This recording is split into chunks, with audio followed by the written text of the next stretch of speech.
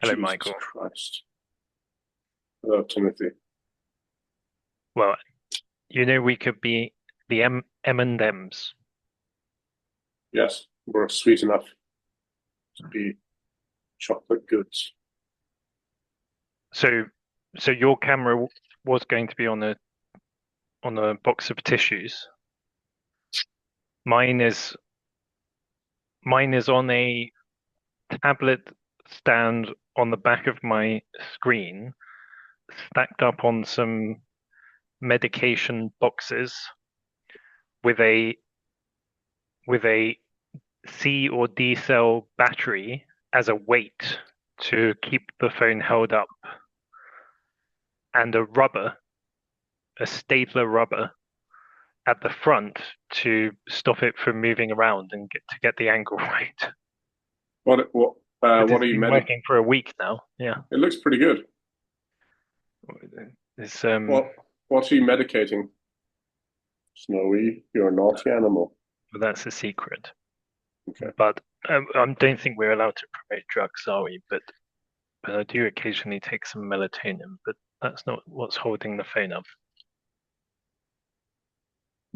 I think it ruined me this week because I took the melatonin and couldn't sleep because people were not allowing me to sleep.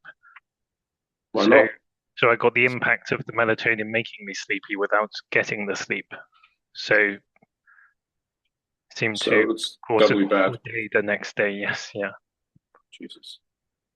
I So, chat, what's on the but the roster day got for? better. Well, it's not going to be gold apart from Well, you we. destroyed me so badly last time. I can never do another gold Well, I discussion with just you. I don't know whether this chart is correct, but I have to take the opportunity. Hopefully, it won't screw up the recording. But this popped up on my X. Can you see that? I think Yeah. it's gold since 2000 relative to S&P. But by the way, does the S&P include stocks that would be in both the Nasdaq and the NYSE Yep. Yep. Yep. and the Dow Jones? Yep. So what is the S&P? The greatest market caps of America. Is that what the S&P mostly comprises of, Yeah. regardless of their Should be exchange market type? should be market cap, I believe. Although it was weird because Tesla hadn't entered the S&P despite being one of the larger companies for a while, and then the committee decided that it was allowed to enter. I think there may be criteria that even if it achieves the market cap, it has to maintain it for a period of time such that they kick out the one of the existing members, right? So gold returns since 2000 over 1,000%. Your S&P half that. Yeah. I'm when I had a brief period working at Man Group, which I don't want to say too much more about, in around 2010, a guy told me that he had pre-financial crisis saw writing on the wall, sold everything he had and bought gold, Yeah. more than doubled, if not tripled, what he had bought. And I remember him telling me that he had just sold some to buy another house, which is good if it was true, because there was a gold price crash for until about 2015. Mm. Probably when it got down to about 300, it was probably already more than he bought it for. But I think he did actually manage to sell at the peak. So is this the peak? Well, it wasn't until 2008 that um, the government started to seriously intervene in terms of bailouts and all the stuff that happened in 2008. So I don't know if gold is tied to the massive money printing that's happened since 2000. It looks like maybe before 2000 it wasn't gold winning, but I haven't seen the older charts. Maybe gold's been winning since the 70s. So you maybe saw my LinkedIn post of market But caps of equities, listed bonds, public bonds, and gold and silver. And I was actually, to me, the most surprising part of that was that I wasn't assuming what ChatGPT gave me was correct. I wasn't assuming it showed global stocks having a market cap of about 118 trillion US dollars and all gold above ground being worth about 25 to 30 trillion. I actually thought that gold as a proportion of equity market caps was much lower than that. I thought it was about 10%, not 20%. So that chart has made me less less uh, less confident because I always thought I've always thought as about 10% or less of the market cap of equities is pushing it a bit. But if it's already at about the 20% level, it implies some pushing it somewhat, doesn't it? I'll try and show the chart that I got, but not the assumptions. Let's it see. could just be the story of the debasement of fiat since Well, stocks can benefit from that too, because in theory they should inflate with inflation, right? right. So But why has gold uniquely benefited? well, regard, yeah, well, I guess at the beginning of the year this would have actually been at more like the 10% of equities level, wouldn't it? Although I wonder if you added in the dividends from stocks, if it changed that graph, or if that actually included. No, well, it should be cap at the moment in 2023. So you wouldn't accumulate dividends in that. It would just be it should just be a snapshot of market cap, Yeah, just market cap. nothing to do with dividends. Okay, but we're not here to talk about gold. Um, I'll briefly. I've got more exciting things to show you. So I bought these shoes on PDD for £5 because I thought that my £20 shoes from Decathlon were not enough. £5, they look good. Yeah. So they only had up to size 44, and I need 45. But I thought I wanted to see them in the flesh and try them, How are they? even though they won't be able to give me a 45. Well, when we're done, I'm going for a run, and we will find out. But I don't think I should be running in them, but I'll try anyway. Are they running shoes? Uh, no, they're casual shoes. Okay. They Um, look good though. £5, it's amazing. it's amazing, isn't it? There's a whole range on there. There's very Amazing. cheap underwear on there as well, but even if they say it's 100% cotton, a lot of it's actually polyester, so not recommended for your bits. And Right. this, you see that? Yeah, what's that? This is my third batch of 50 plastic containers to organize anything and everything around my office. Nice. What are you going to put in there? Like Well, staples, all sorts. such as. Batteries, Okay, I've got. toiletries, Well, since you mentioned batteries, paper I've got a clips, pretty good staples, battery, anything pretty and good, everything. pretty good battery holder here, including See, with a did that right? I've seen one of those before. Did that come from PDD? Where did that come from? came from AliExpress? Shopee or Amazon. Right. Very good. When did you last plug it in? I have the IKEA one there. It's much more Mine are basic. all my batteries are rechargeable, so So I recharge them. good. I have the same policy. Yeah, Probably it's the great. only way in which we're green. We're green. Yeah, I don't use my bicycle, which you can see. So I just use it onto to hang clothes off. onto the main subject. You mentioned Andrew Roberts the other day, Yeah. and I happen to have had a Andrew Roberts signed in 11. He put 11X. Does he mean 11th of October?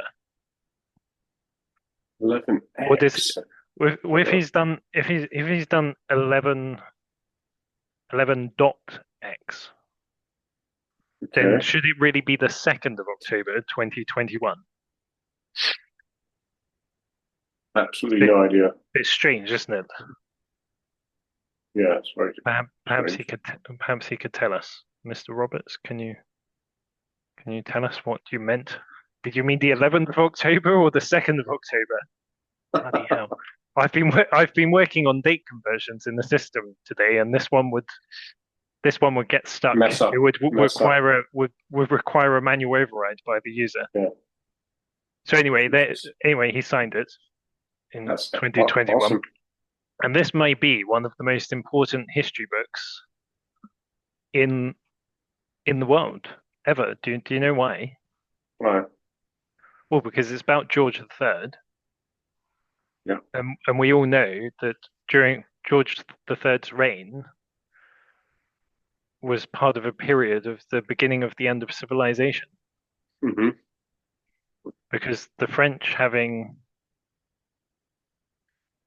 was it Louis XIV, who spent a lot of money on Versailles and encouraged rebellion. The Sun King, yes.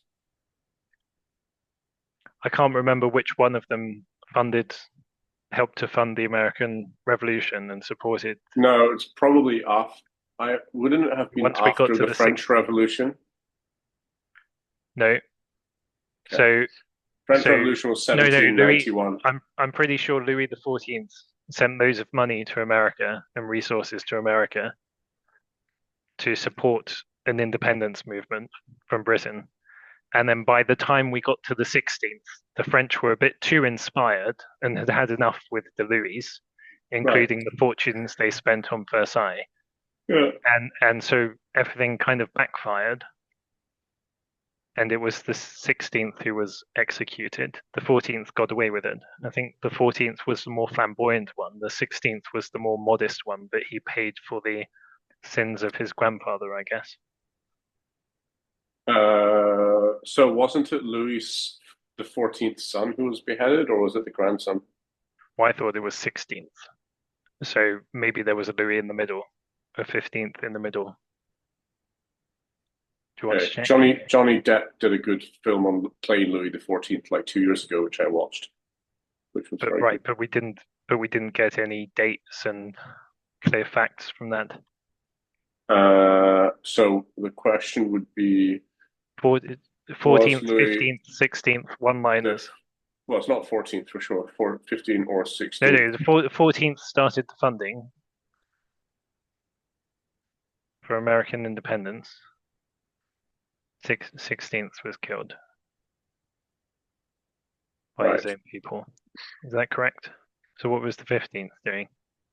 It says the 15th died of smallpox, the Hmm. 16th was the king during the revolution and was beheaded in 1793, and it was And 16th as well. Who the Americans were already independent-ish by about 1776, so it must have been the 14th who supported well, their it was the revolutionaries. 16th who apparently did massive funding, massive financial and military support to the American colonies against Britain. He sent fleets, troops under the Marquis de Lafayette and money, which was crucial to the American Revolution. Right, I see. Uh, So can you please ask, did the 14th do the same? Did the 14th also send and support? And when did the 14th die? well, we know he died in 1774. The 14th. Yes. Okay, we don't have his details.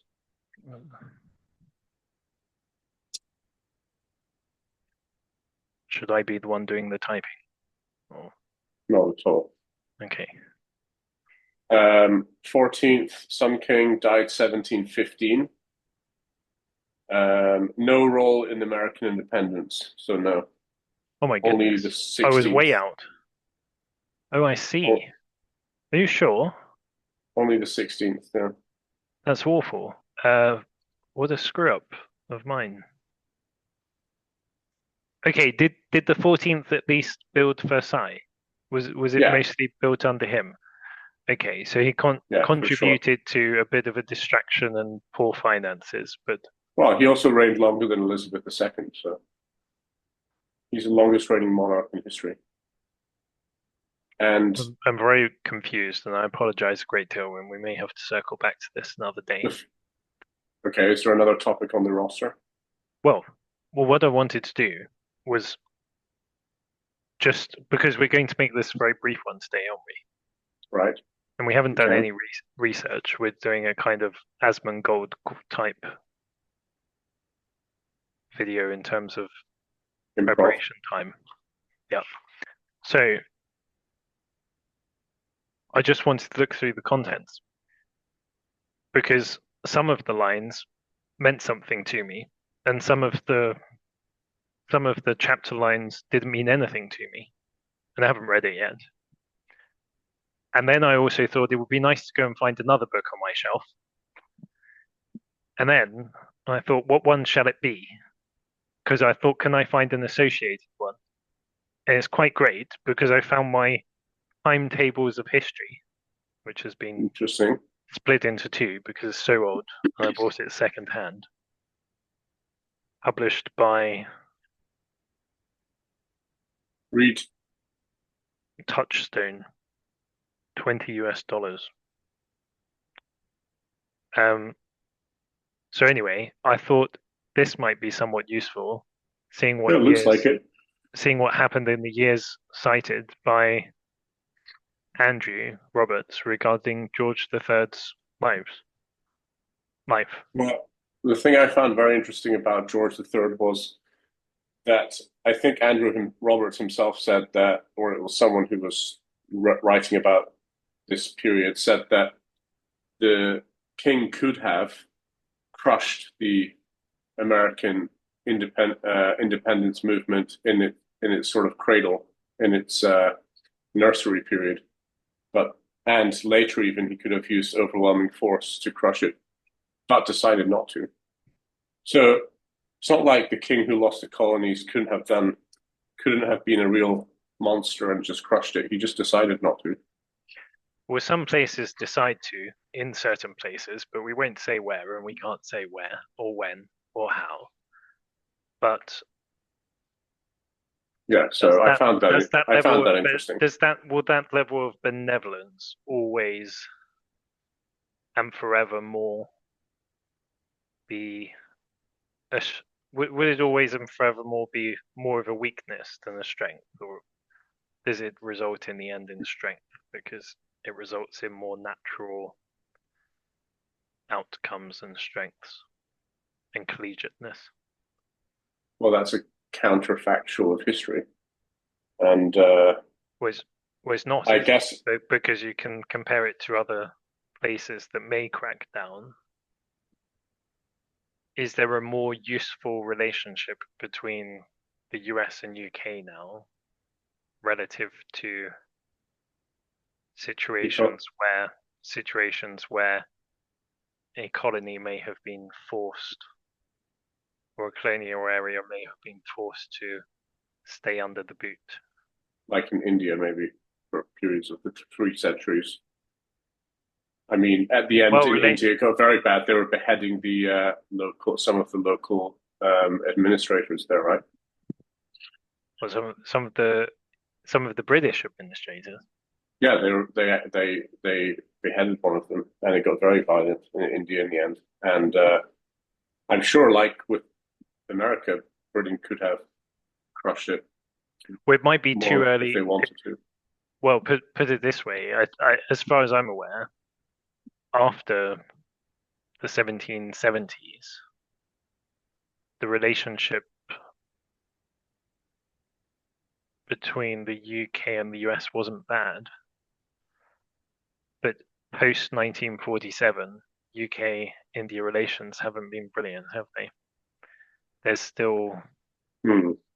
there's still a lot of I don't know if a lot of it is more recent. I suspect it is, but there's a lot of anti-British There was a sentiment, lot long. even on mainstream TV in India when I was there. Well, there was 300 years of the Brits administering India. But how long were the Brits really in the US? Not very long. Longer. Longer than 300 years, no chance. The colonies started under Elizabeth I, no? I mean, others got there first, and other European powers were there. The US was such a mishmash of colonies and breakaway colonies. Okay, I'll check. So, how So, long were British colonies in the US before independence? but bearing in mind there was toing and froing between Holland and France and It maybe says even German settlers. the first permanent St. English James, settlement was Jamestown in Virginia, Jamestown. 1607. So Right. then the independence was 1776. So the colonial period lasted roughly 150 to 170 years. So half the time of Yes, but Britain and India. yes, well, although bear in mind the UK colonies, which were perhaps more so Commonwealth colonies, which they're still called today, at least some of them, was only a they were only a small section of what is the modern day US, right? Yeah, of course. So from that first settlement, there were between then and US independence, there were other huge colonies, right, from other nations of people from other nations. Hmm. All Well, a bit those complicated. Columbus got there first, of course. Who got there first? Columbus, right? Portuguese guy, Spanish Yeah. guy. Spanish, I thought maybe he was Portuguese. I think one of I think one of them sort of defected Oh, apparently Christopher Columbus was Italian. Why did I think he was Spanish? because we're not very educated. Let's see. Was it because of the Spanish rule at the time? They controlled a lot of territories because he definitely was. So he married a Portuguese noblewoman and he was based in Diego.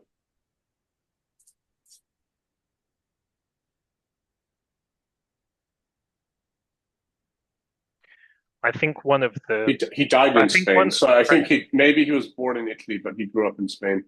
I think one of the Spanish explorers couldn't get funding from his own monarchy, so defected to Portugal, or it was the other way around, or went to the monarch in the other place for funding. So So what year was George III born?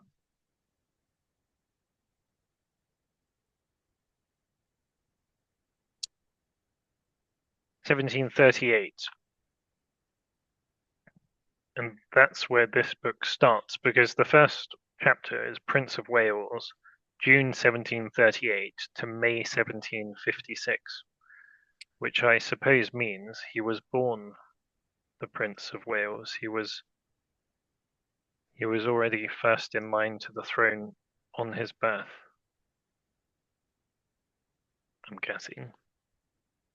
oh wow, he reigned for 59 years, which is one of the longest reigns in British history. When he only went mad towards the end, right? Oh He yeah, was I okay. forgot he went mad. So, Um, yes, so George the Third lost the American colonies. However,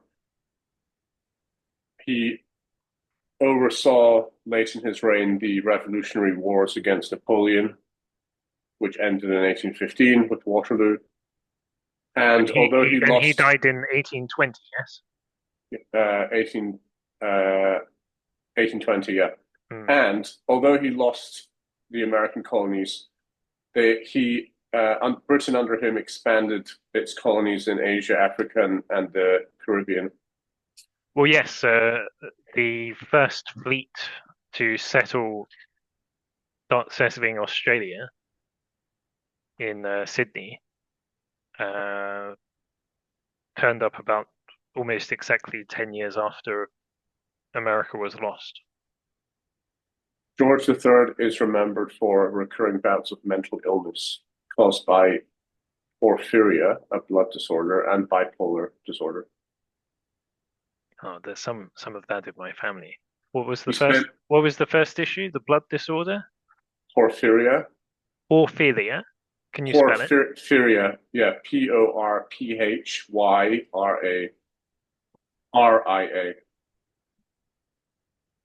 Are you Um, saying that's right?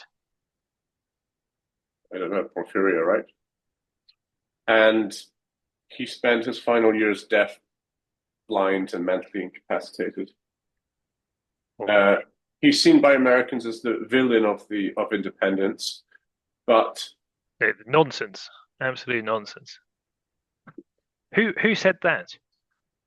it just says the Americans saw him as the villain of the independence. Yeah, probably about 1%.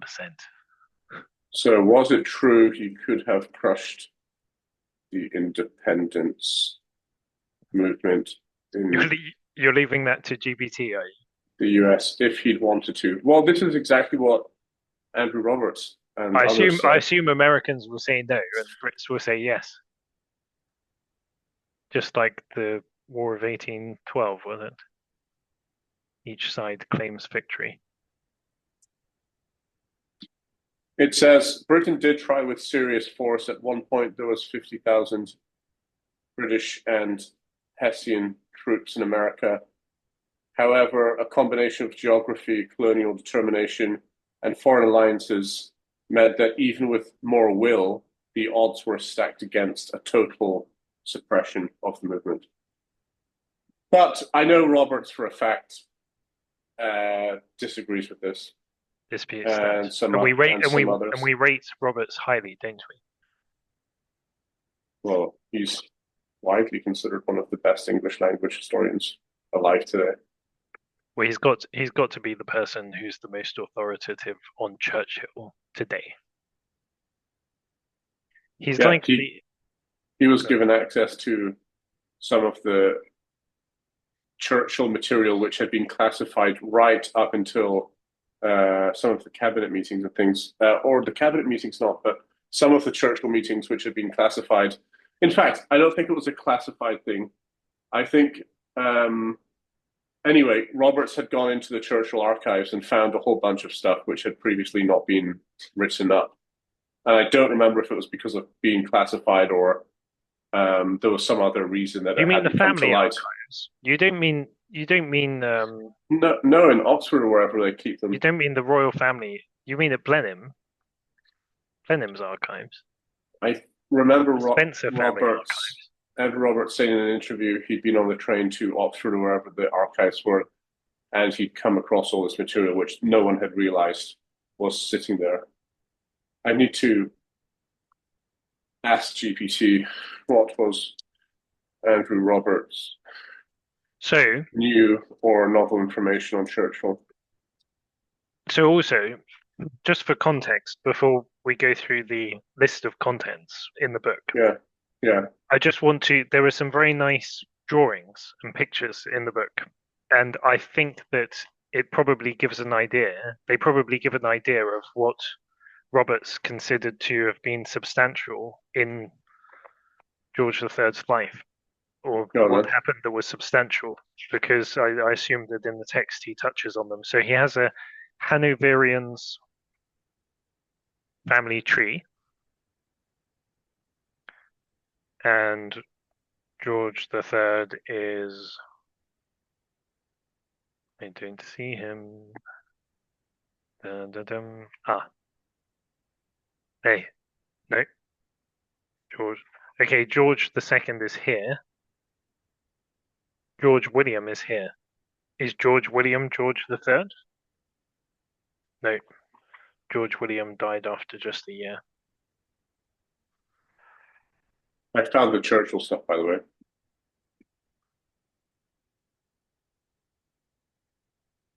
Okay, can you help me with ChatGPT? Go Was on. George III Frederick Lewis? Oh, I think I saw that earlier. Yeah, he was born George William Frederick. Where does Lewis come from?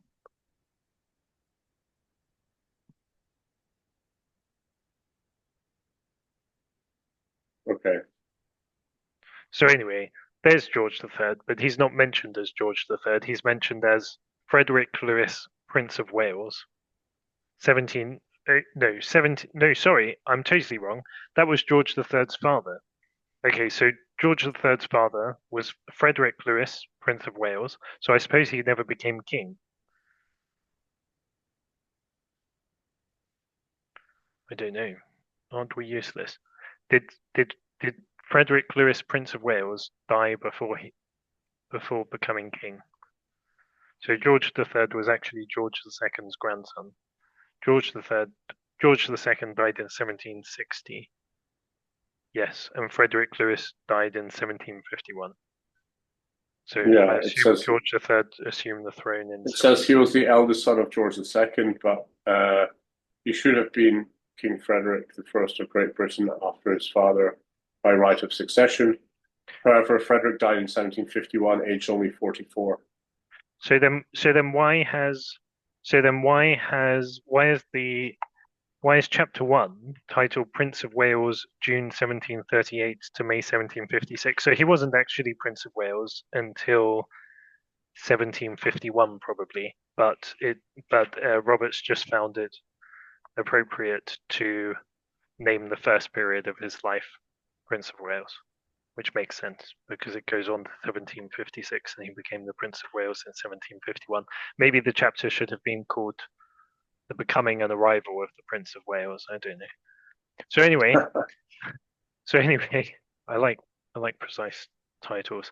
So we have a map of Western Europe, which just Aren't you just good with about just about includes what I will call Kiev, and but doesn't show Moscow. Doesn't go as far as Moscow. Aren't you quite good with maps because of your pilot navigating stuff? My aviation years, air Yeah, training corps years, and just loving walking around and flying around the world. yeah. So you are I'm good with maps. generally not too bad. Although when I'm put on the spot, it can be horrible on video. But I'm quite good at guessing distances and times, and whether, no matter how you want to travel. Uh, although people say those things and then they don't come true. How far is it from Perth in Scotland to Rome? Gibraltar is included, by the way. When was Gibraltar captured? Perth to Rome. Uh, Please don't put me on the spot. Perth to Perth to Hong Kong is about 7 hours at the moment. Hong Kong to Rome is, I don't know, 11 hours, something like No, that. how many miles do you think? Well, a plane will go about 500 miles an hour, a bit more than that. So just do the hours multiplied by or divided by the distance, and then you'll get the distance. I always thought it was 3,000 miles. Let's see if that's right. Going east, it's faster. Prevailing winds in your favor. Going west, you may lose up to an hour or two. Okay, Gibraltar captured in 1704 in the War of the Spanish Succession. When? 1704 1704. by in the And War of the George Spanish III, Succession. okay, and George III was born just 34 years later. So it was a relatively fresh inheritance. Hmm. There we go. In 1713, the Treaty of Utrecht ceded Gibraltar to Britain in perpetuity. When was Malta captured? And was it captured from the French? Oh, Rome's only 1,250 miles from Perth in Scotland. Oh, Or it was did you mean Perth, Scotland? I thought you were talking about Perth in Australia. no Which one were you Scotland. referring to? Perth, Scotland, Scotland. chap. Oh, I see. I'm sorry. It's not Perth isn't marked on the map. The furthest northern city we have here is Whitehaven. see. It's so blurry, isn't it? I'm sorry. There we go. Malta was captured in 1798 by Napoleon. By Napoleon, but then from Napoleon Malta became a British protectorate in 1800. 1800. Oh, captured early And on. then in 1814, the Treaty of Paris formally recognized Malta as part of the British Empire. There is a brilliant Mark Felton, the historian, video on Malta and the defense of Malta. One, at least one of the islands, or at least half of one of the islands, is defensible and worth defending. There's a low, I think, on the main island. I think there's a northern portion which is a kind of lowland, almost like a kind of coral reef type of thing, and there's a natural and built-up wall um, Yeah. between there and the rest of the island, and he talks about it. It's brilliant. There were more Just to maps go here. Yeah. just to go back to close off this thread on why Andrew Roberts' biography on Churchill had access to new information. So he was the first biographer of Churchill to be given access, to be granted access to King George VI's diaries.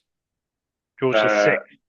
Yeah, Okay. who had a lot of material on Churchill. George the Sixth being relative Well, to the Queen, her um, her father, her grandfather. I assume it's the father. We should really learn this in school, shouldn't we?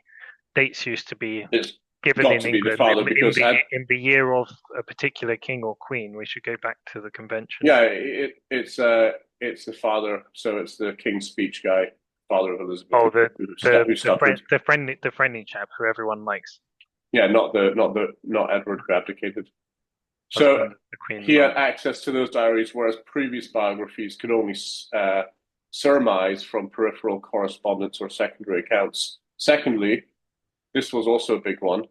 He had access to war cabinet shorthand minutes, which had previously not been included because they were all in shorthand and people hadn't decoded the shorthand into normal text.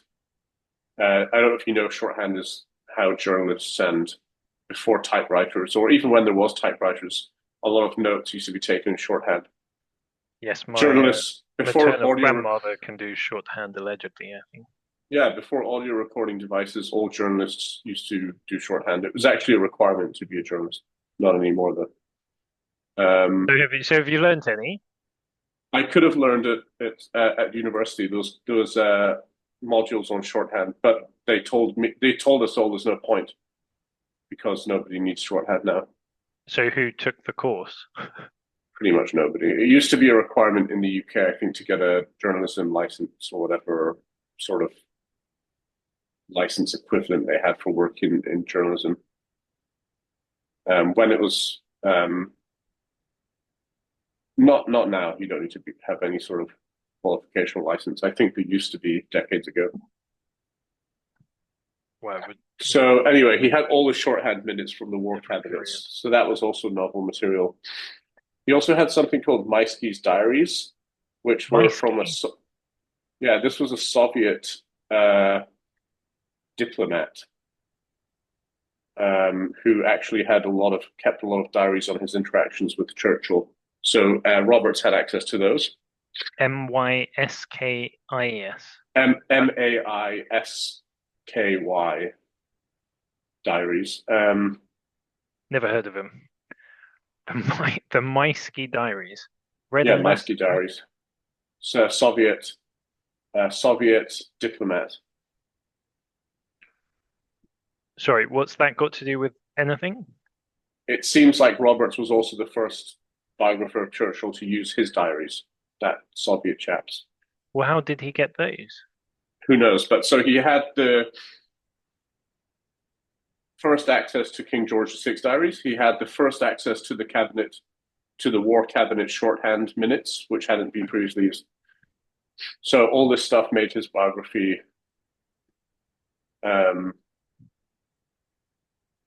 much better So I mentioned Mark than previous Felton, ones. and recently Mark Felton published a very, very short video on YouTube about some cheeky things in George VI's records regarding some assets or property he had in Germany that had been quite well protected by the Nazis, I think, and then were I think jumped upon by the by a regiment in the British Army Interesting. for safekeeping and apparently for grabbing a load of documents that may have been a bit compromising in some way. I don't mean in Epstein compromising type things. I mean maybe Jesus. a bit too much friendliness to people in Germany, something like that. So it sounds like Felton and Roberts are very swimming in the same waters when Roberts touches on Churchill. Hmm. Mm, okay. So Roberts also wrote a book on Napoleon, biography of Napoleon. I didn't, but I have to buy it and read it, or add it to the list of books I've bought and not read. So there was another historian who wrote a pretty negative book, biography on Napoleon. Mm, Jeremy Paxman hosted him and Roberts for a debate like 10 years ago, and right. they had a good hour and a half debate on whether Napoleon was basically a great figure or a tyrant. And And Roberts also did an interview recently on whether Napoleon was good for France or not, I think. anyway, the interesting thing is Roberts at that time was a staunch defender of Napoleon as this great figure, and it's worth watching the interview. I'll send it to you. And then this year or last year, I watched Andrew Roberts' interview on something, and he said he changed his mind on Napoleon. He actually, I think maybe some new stuff had come out, which was not as flattering for him, or supported a reading of him, which was much less favorable. I'm trying to find on GPT what the details were about that. Was it something along the lines of he just unnecessarily insanely overextended France? No, no, it's not. It's not about that kind of thing. It seems to be about his treatment of people around him. How Napoleon treated his marshals. I thought they loved him. He had lots of demands, humiliations, pressure, rivalries that were not central in his earlier biography Well, by Roberts. you've got to whip people here and there to get them to bloody do anything, haven't you? So the interesting thing is, this was in the debate 10 years ago, what the historian who was arguing against Roberts was saying. Right. And at So the time, Roberts wasn't very aware of it or in at the touch with time, that material. Roberts was saying he's not aware of this stuff. It's all nonsense. And it looks like now, 10 years later, he's sort of come across much more of this damning material about how Napoleon was quite cruel and Ah, so unpleasant. will the same happen regarding Churchill? Because Roberts considers Churchill a bit of a hero. So if we give him another 10 years, is he going to start saying? Is he going to start joining the people who are a bit feel a bit disgracefully about Churchill and the losing unnecessary loss of empire, even though that was, No, as because Pete Richards says, done in World War One, not two. these are character faults in how Napoleon treated his advisors and people around him, and Churchill didn't Churchill really have. had no character faults. Well, Is it because he's your great grandfather that you're saying that? well, Churchill had terrible military disasters, but I don't recall there being a They lot might of not have been his fault. critiques of Churchill being a horrible person. I don't think that comes up a lot No, I in think the critiques of well, him. according to television, he let his secretaries wander in to his bathroom while he was bathing. Yeah, So we know he that stuff, but obviously didn't mistreat anyone. yeah, exactly. I used to live near to Chartwell, by the way, but I haven't seen his bathroom. They kept the upstairs closed off to the public. Yes, I know you're saying that tongue in cheek, but no, I don't think Churchill was had these issues that Napoleon seems to have had. Go on, give us the great line. Hold on. I'll say one, and you see if you can reply.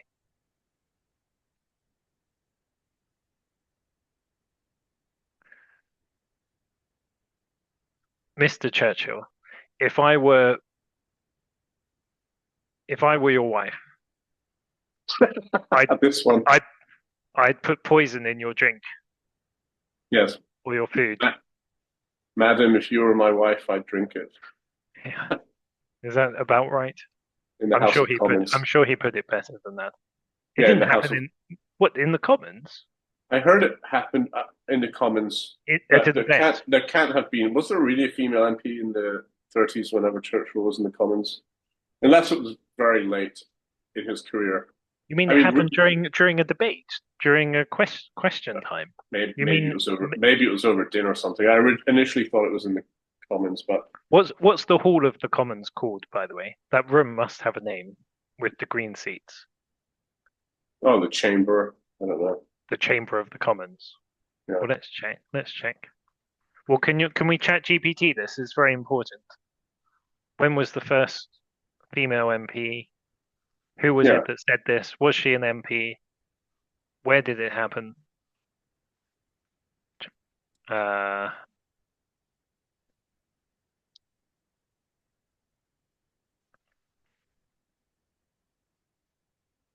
oh, yeah, it's called the Commons Chamber, I think.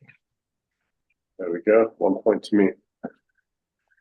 Yeah, but did this happen there? So apparently it was Nancy Astor who Right. said, "If you're my She sounds husband, I familiar. put poison in your coffee." She sounds, yeah, doesn't she? And then Churchill said, "I would drink it." This story has become legendary, though, like many Churchill anecdotes, it may be more uh, apocryphal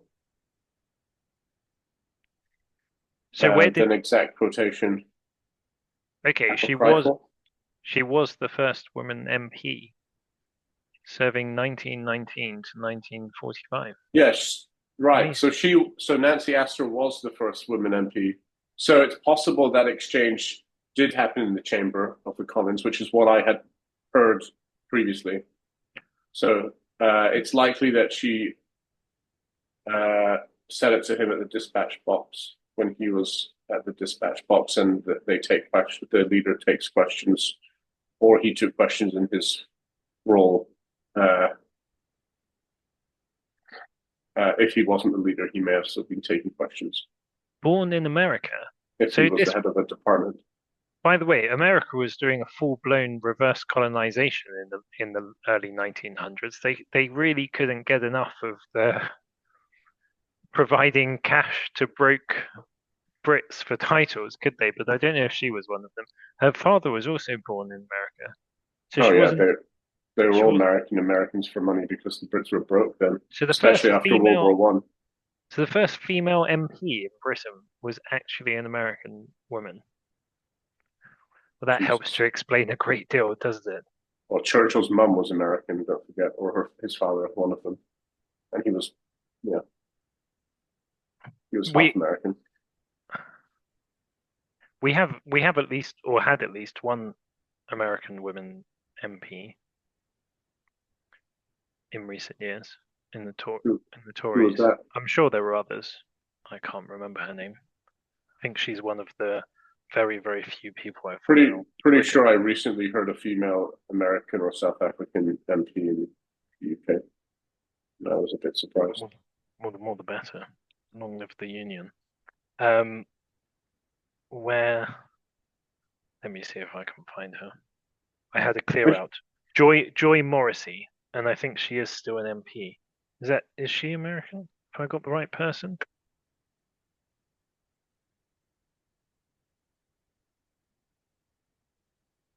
Well, her photos definitely look too good for her to be a British one. She's looking far too healthy. Yeah, born in Indiana. Joy Morrissey, only 44. Who did she marry? Did she marry a Brit? She's already been divorced. Ah, she went to LSE also. Good choice. I don't know. Must be a bit witty and independent. Maybe William Morrissey, her husband, is a Brit. I don't really know. Okay, the next map. There are more maps. So we've also got one covering the Habsburg dominions in more detail and Hanover and Prussia in more detail.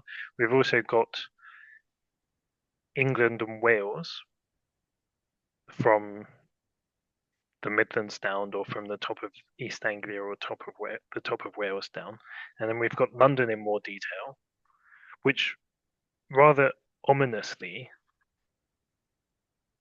Then there's another map in even more detail of London, zoomed in slightly on Westminster and the Strand and the City of London, but quite ominously, at least two prisons, King's Bench Prison and actually Newgate Prison and Fleet Prison and Clerkenwell.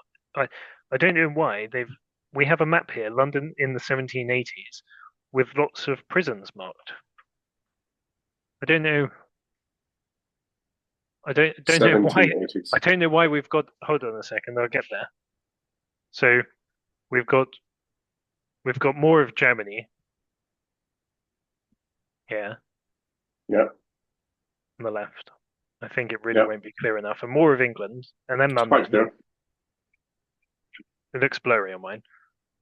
And then we have more of London, but with many, many prisons dotted around. There's a I symbol for found prisons. I found out the reason, chap. Yes. Did Uh, he there imprison a lot was of traitors? yes, there was a lot of prisons in London in the 18th century, and there was a lot of debtors' prisons. So there was no bankruptcy laws, so you just went to prison if you couldn't pay your debts. But what did they have to do with the king? The king, Well, the books, the books about George III. So no, it's why, probably just showing London during his reign. no, why would they focus on prisons? They could show hospitals, factories. They could show anything. They could show the docks. Why prisons? It says in June 1780 there was there were the Gordon riots, a massive anti-Catholic uprising. The the mobs rather targeted prisons, seeing them as a symbol of state oppression. Several prisons were attacked, looted, and burned By Catholics. um, by anti-Catholic uprising. By the anti-Catholic uprising, No, contemporary who maps. was it? Who was attacking the prisons? The Catholics, The because there were anti, Catholics yeah, locked up in the prisons, or there were Anglicans locked up in the prisons. Wait, help me. the Who attacked the prisons? Who was in the prisons? so Never heard why anything did like this. anti-Catholic mobs attack prisons? Well, it says they're a symbol of state oppression, so I assume it was more to free prisoners. Catholics were still being oppressed in the late 1700s. I thought they had been well emancipated by then. Am I mistaken? I mean, they shouldn't be Maybe even today, but Catholic emancipation, England. it says the who was in prison: ordinary prisoners, debtors, thieves, those awaiting trial, rioters themselves, not political prisoners. There were no large groups of Catholic priests or political figures in jail at that time. Catholic Relief Act didn't come until 1829. It doesn't mean that Yeah, there weren't 40, measures 50 before years that. later. Interesting. I guess we have to read the book to find out more about the prison story. Guess we don't need to now when we've got GPT telling us. No, no, the book is far better written, I would assume. You've had the I, book for how long have you had the book sitting on your desk without reading it? well, I'm guessing since well, it wasn't on my desk 2 years. until recently. I rescued it from a building site. 20 well, maybe I've had it since 2021. Uh, so we've also got the West Indies, beautiful West Indies. We've got also got the eastern seaboard of the US, Hmm. although it wasn't the US then. Well, it was becoming. You see, at that time, everything west of New Orleans was still Spanish. When I by Spanish, I mean I think literally under the control of Spain. Um, Princeton had a fort, by the way, in New Jersey. Princeton had a fort. Yes, a substantial fort.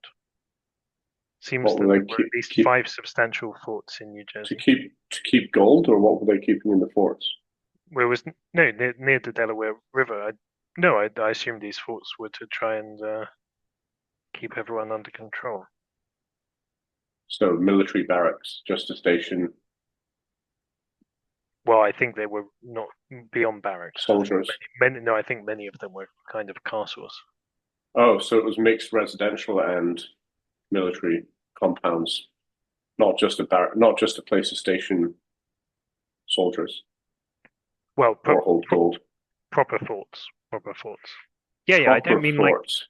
yeah, like military I bases, wasn't familiar. semi Yeah, but castles that's only for soldiers to live with in. Are you cannons saying and that? no cannons and a lot. They were proper forts. Yeah, sure. But I'm saying there's no civilians living there, right? No, I'm sure there were some inside. Okay, just like it. Got to have people to polish your shoes and things. Yeah, sure, but not there wasn't like a chunk of the fort which was for civilians to stay in. It was basically all soldiers and a few civilians that worked there. Like, Probably depended on the fort. yes, I mean, You I'd seem be a bit interested in this subject. I well think for exa you've spent too many times in castles growing up. You practically grew yes, up in a castle. for example, in Yeah. China, all the forts were basically palaces which had huge populations which were non-military. I'm wondering if America had sort of big non-military populations in these forts. Well, no, because the population was so small anyway, and actually in China, sometimes cities were like forts, weren't they? Yeah, look at the Forbidden City in Beijing, No, and no, no, I mean beyond that. They used to have huge city walls around huge cities. Remarkable. you, well, all of the ancient world did in Greece, in Troy. All the long-standing cities were well The whole city, walled, or had huge walls protecting them. really, Yeah, yeah. So they were all like fort cities. but not Rome, because it was Well, we too know. powerful to need them. Does Rome have? I'm Well, sure they it would has have. some substantial walls, but they have a mount. They have some mountain protection, don't they?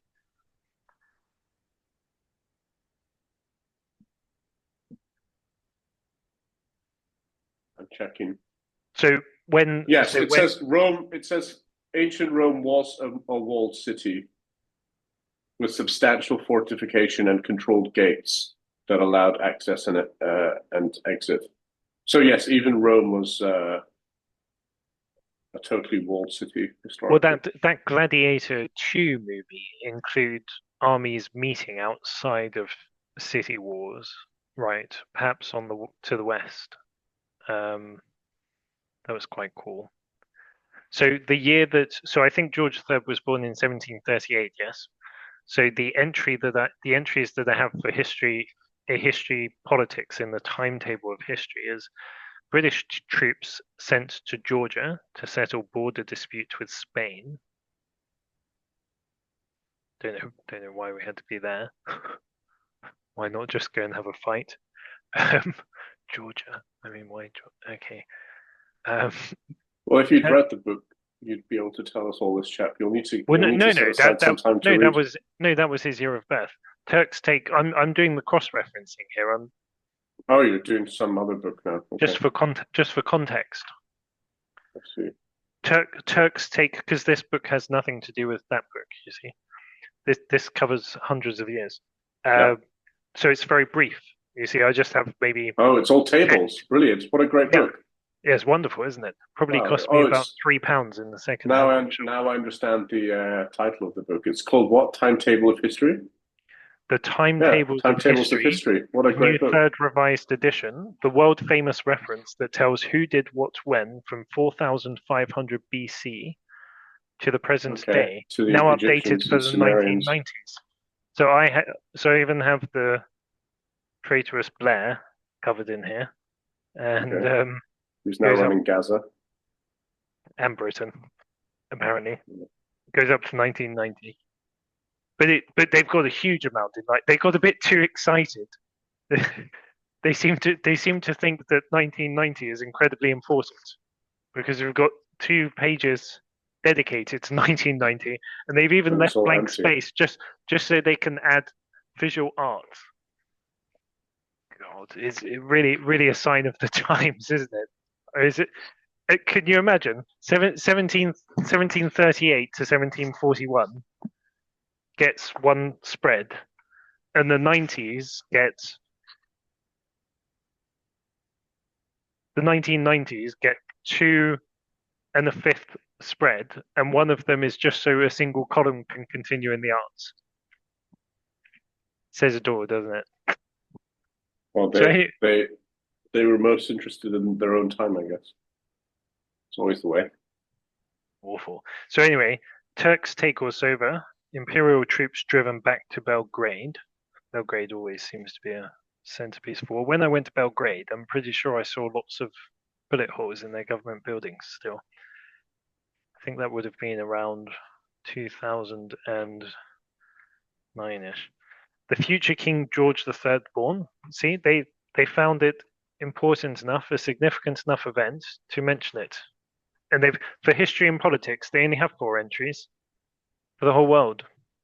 Might be a slight Western bias here. Um, Before Gene before all the H. woke Before, backlash of the past decade. yes, before the UN assisted and rather other political groups assisted backlash.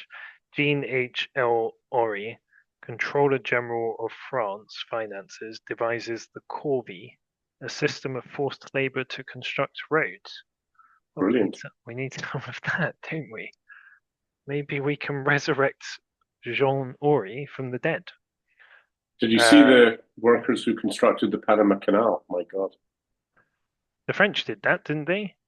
Went bust. Was it the French?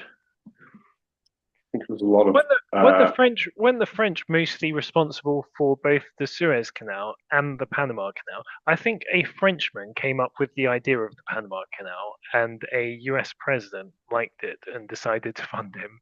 And then I think the French may have also been responsible for the Suez Canal and had to sell it off to Britain, I think. I'm checking French like workers canals. and Panama Brilliant. canals. Couldn't do it without them. In Hong Kong, I'm pretty sure French run the trams to some extent. So So they like transport. Suez Canal built 1859 to 1869. Egyptian laborers, French and European engineers and managers. A lot of forced labor, but that system was abolished in 1864, 5 years before it was complete. In after, A French colony at that time, yes. uh, Well, not um, after so hired workers for the final 5 years, but overall, the bulk of the Suez Canal was built by Egyptian forced labor, so no, slave labor. we know that, but who came up with the idea? I'll check that. But the And Panama who Canal, pushed it through? the Panama Canal was French, wasn't firstly a French attempt from 1881 to 1889. it? Workers were from the Caribbean islands, Colombia, and China. Terrible conditions with malaria and yellow fever that killed 20,000 of the workers on the Panama Canal. Later on, it was continued by The Americans from 1904 to 1914. Workers were from the West Indies and Caribbean, Southern Europe, Spain, Spanish, Italians, and Greeks as skilled tradesmen, and some American engineers and soldiers and administrators. At its peak, 40,000 workers were employed simultaneously to work on the Panama Canal. What an amazing project. How many workers on the Suez Canal?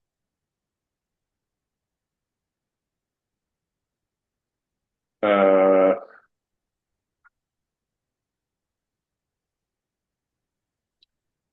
This is quite a diversion from George III.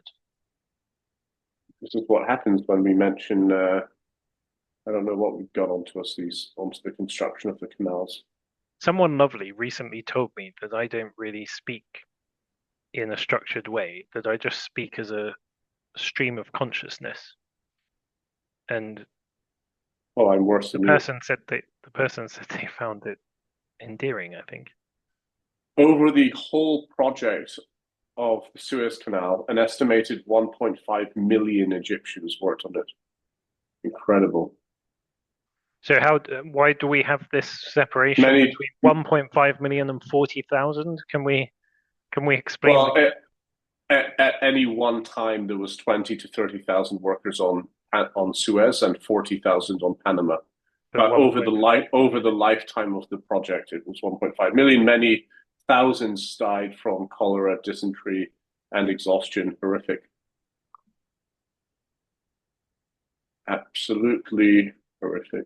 Are there any other great canals that cut through? Don't know, Chad. We best get back to George III, or we'll never get on with it. Okay. The year he was born, literature and theatre, I'm not going to cover. Religion, philosophy, learning, I think we can. Papal bull is eminenti against Freemasonry. Okay. Don't like the competition. Ludovico Antonio Muratori, Antiquette Italicae, 1742. I don't even know what he's talking about. Voltaire introduces ideas of Isaac Newton to France. Good idea. Isaac Newton, that maniac genius. John Wesley's evangelical conversion. George Whitefield follows him to Georgia as leader of the Great Awakening. So Newton, okay, so Newton came before George III. Visual arts, I'm not doing music. Bach, Mass in B minor, full version. I assume that was the Inception. I thought Bach was earlier than that. Science, technology, growth. Bernoulli, hydrodynamica, pressure and velocity of fluids. I guess he Is this published the all the paper. stuff happening during George III or just before him? Just his year of birth. Just for context, please. Can we please finish? This is all happening in 1 year. Well, champ. I mean, Jesus. a million things happened in 1 year, but Yeah, but these are some. it's a whole year. Well, no, but there's a lot of I didn't realize there'd be so much detail in this timetable. No, there really isn't. For single years. Five lines for. So we've got history, politics, literature, theatre, religion, philosophy, learning, visual arts, But this music, is all single years. science, technology, growth, and daily life.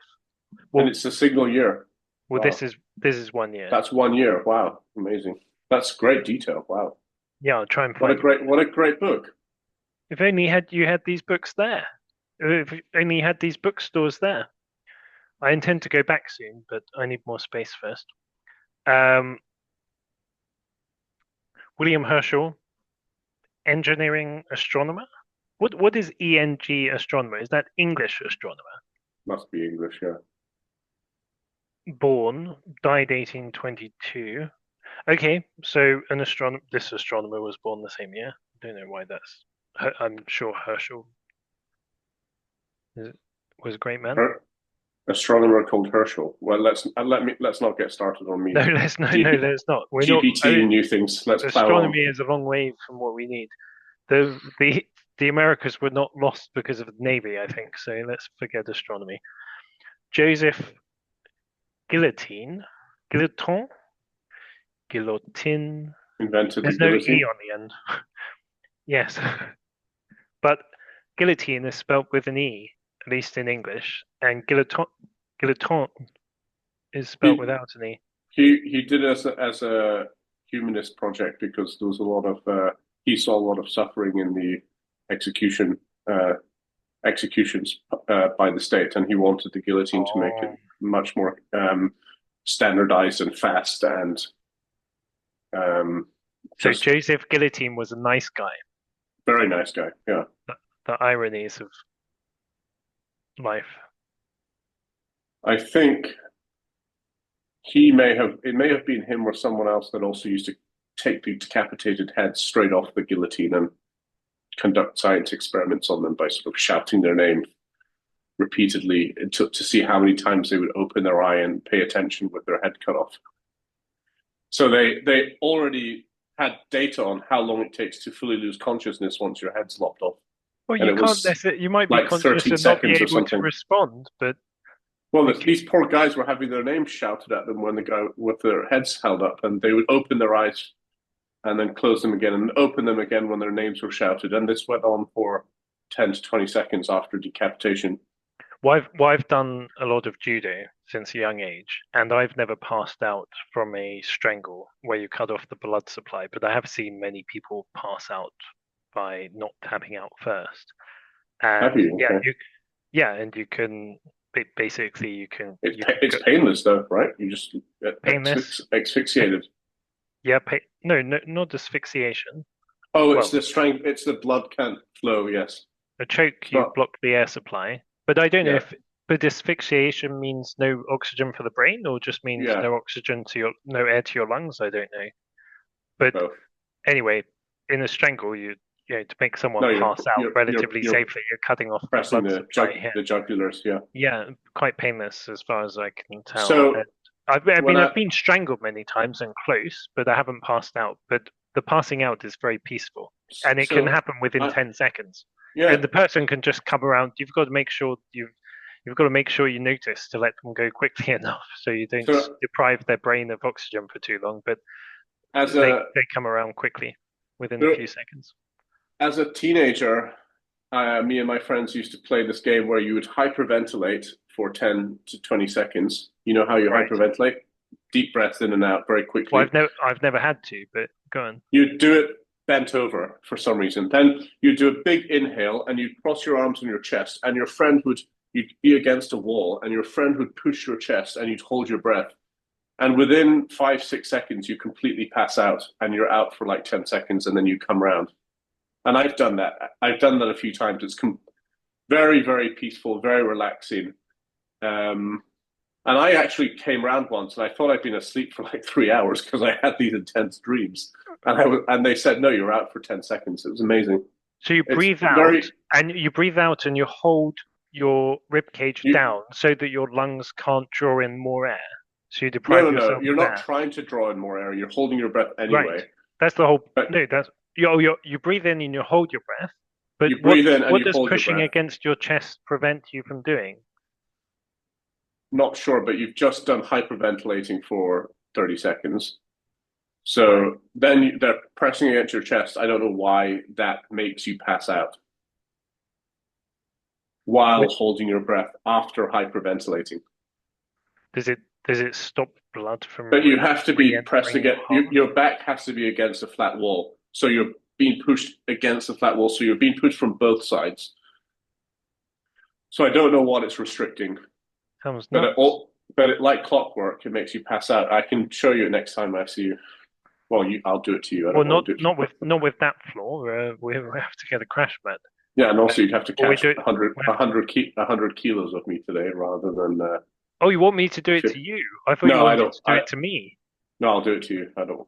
I'd rather You not might die. You might risk it. die if we do it to you. I might die. Yeah. What's this called? Um, can I'm just going to put in ChatGPT. Can you Okay. So stop? Can you deprive a heart of fresh blood flow by pressing on a rib cage? I I'm wondering if that's what on the like I'm wondering if chest. we're cutting off the blood, but then I'm not sure what hyperventilation would have to do with it. Is the hyperventilation part actually necessary, or is it just part of the drama? Yeah, it only works once you hyperventilate first. So is this a Scotland game or a Midlands game? England, Right. Can't say not I've heard of sure. it. I don't even know why I heard of it. Must have been 14 when I was remember trying it 15. No, pressing on the chest cannot selectively cut off coronary blood flow. Very confusing chap. Um, all right. What a diversion. Not very George III. Maybe this would have helped George III every now and then. Okay. You might like this one. Yeah, I think you will definitely love this one. Excavation of Herculaneum begins. yeah. Excavation of Herculaneum. Where's Herculaneum in Greece? Somewhere that you appreciate, I guess. I mean, I Yeah, appreciate Greece, but I don't know anything about it. yeah. Where is it? Herculaneum. First cuckoo clocks.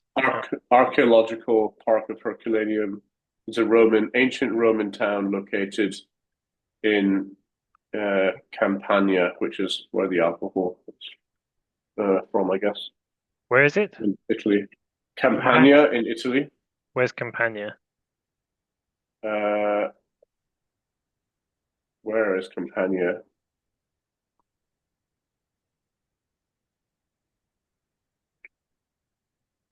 I don't have the map picture up, so I'm not sure.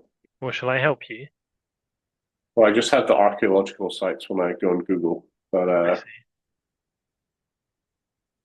here we go. Here's Google Maps. Well, assuming it really was in Campania, Campania Oh, is it's just under southeast of just south of Naples. Naples. Yeah, southeast of Naples. Yeah. Okay, good, good. Wonderful stuff. First cuckoo clocks in Black Forest District. First cuckoo clocks in Black Forest District. Amazing, remarkable. Interesting. Uh, Joseph Seuss. Is that how do you pronounce Suss? Sus? Seuss? It has the two dots above the U. Suss. Which language?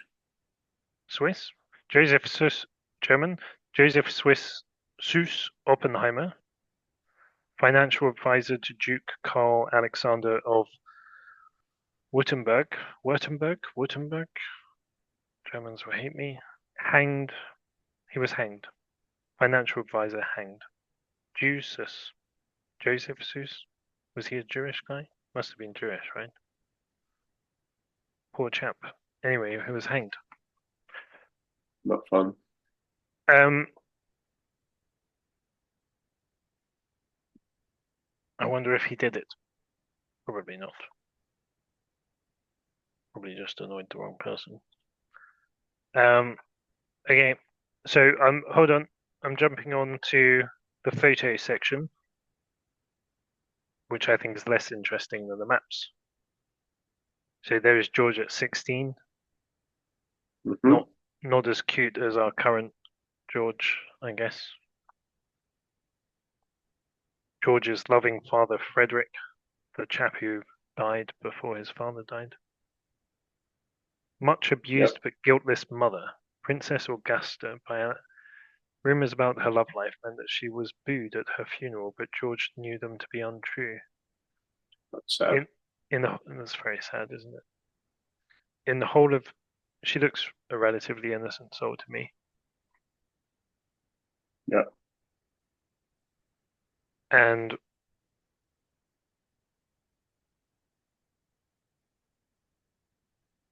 I don't really understand.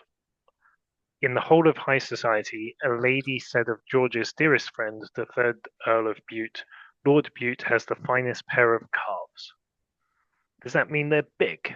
Because I like thin calves, I imagine it means they're well proportioned, chunky or slim. possibly. Possibly just nicely shaped and manly, which may mean a I bit think these things should chunky. be should be considered highly subjective. It's amazing what people are into.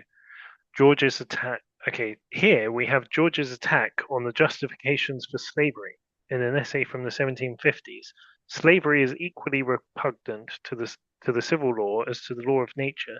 The propagation of the Christian religion was the first reason. The next was the indigenous Americans differing from them in color, manners, and customs, all of which are too absurd to take the trouble of refuting. But what shall we say to the European traffic of black slaves? The very reasons urged for it will be perhaps sufficient to make us hold this practice in execration. Sorry. Interesting. Uh, who's the guy most famous for fighting against slavery? The MP, the politician. What's the name of this super famous guy who's mentioned all the time now? Oh, um, I vaguely know who you So he mean. was He traveled all around America, right? so he was 1800s, but He's an MP who George traveled all around George America the and saw. Third, middle of 1700s, was already making the argument. Yeah. The name will come to me. George Grenville thought similarly to the king on a wide range of issues, including over the taxation of the North American colonies, but their personalities clashed. I don't even know what George III's views were on taxes in the American colonies. So William Pitt the Elder, Are third you Duke of thinking about Grafton. William Wilberforce, the MP associated with the abolition of slavery? Yeah, Wilberforce? Is yeah, that and who one you're thinking of? maybe and one other. Okay. We don't watch enough English TV now to for it to be at the tip of our tongue. Marquess of Rockingham repealed Grenville's hated stamp tax, but too late. Time for us to abolish stamp tax, if that means stamp duty, but I think it probably means something else. Stamp for something else. George, Queen Charlotte, and their 6 eldest children. Very nice. Looks civilized, doesn't it? And George bought Buckingham House for Queen Charlotte in 1762, extensively renovating and adding to it. Is Buckingham House the same as Buckingham Palace? Is it the same place? Unlikely, right? Looked much Although it nicer. may have started as a house, Buckingham House Is Buckingham House from Buckingham Palace? Or George is Buckingham? III. That's the palace today. I reckon it is. I reckon it's the same place. It says yes, it is. Buckingham House is the core of what became today's Buckingham Palace. Right. And looks much nicer, much more Oh civilized. yeah, it's huge. Even as a Less house, it's gruesome. huge. Looks like yeah, big old Looks place. cozy. Well, I don't know if it's huge, but it's cozy. And there was an octagonal library there. And George III had about 80,000 books there and met Samuel Johnson there in 80,000. 1767. Wow. Not bad. George founded the Royal Academy of Arts. Did the British Library exist at that time? Maybe not, huh? Sorry, I don't know. Do you want to check? William Herschel's 40-foot telescope was built at Slough in 1787 with funds from George III. Wonderful, absolute brilliance. George Harrison's H5 chronometer, which enabled longitude to be determined with precision for the first time. I've heard about this, I've read about this in naval history. George ensured that Harrison was awarded a magnificent £20,000 prize for his invention. If I'm not mistaken, the bloody government tried to renege on the promise of prize money for someone to provide a chronograph which allowed longitude to be determined. Then when someone came up with it after years and years and years and years of work, they tried to not pay out. So he What the heck? petitioned the king, and the king said, bloody pay him. Outrageous. We need more of that. George's design for a neoclassical Corinthian temple at Kew Gardens, drawn as an exercise for his tutor William Chambers when he was still Prince of Wales. The numerous compass holes down the center, across its base, and in the center left column suggest painstaking work. Oh, Can I just compass circle? holes. Can I just close off this thread on the British Library? Well, Um, what year did it start? Yeah. um, What so such modern speak? Can we close off this? Is this how you have meetings at work? Is this how things work at your company? Can I close off this thread? Do you really say things like that? You don't even work in the technology firm. I'm a developer. I've never heard speak like this. What? we must maintain some discipline, chat, when we bring up all these Yeah, topics well, and let's well, let's go not off for speak all. like let's not speak like we live in bloody California, please, I or have that to we are I have to Californians. What is it? I have to Close do off this thread. I all don't think these. I don't think even New Yorkers would stoop to using language like "close off this thread." Okay, let's see Bloody here. hell!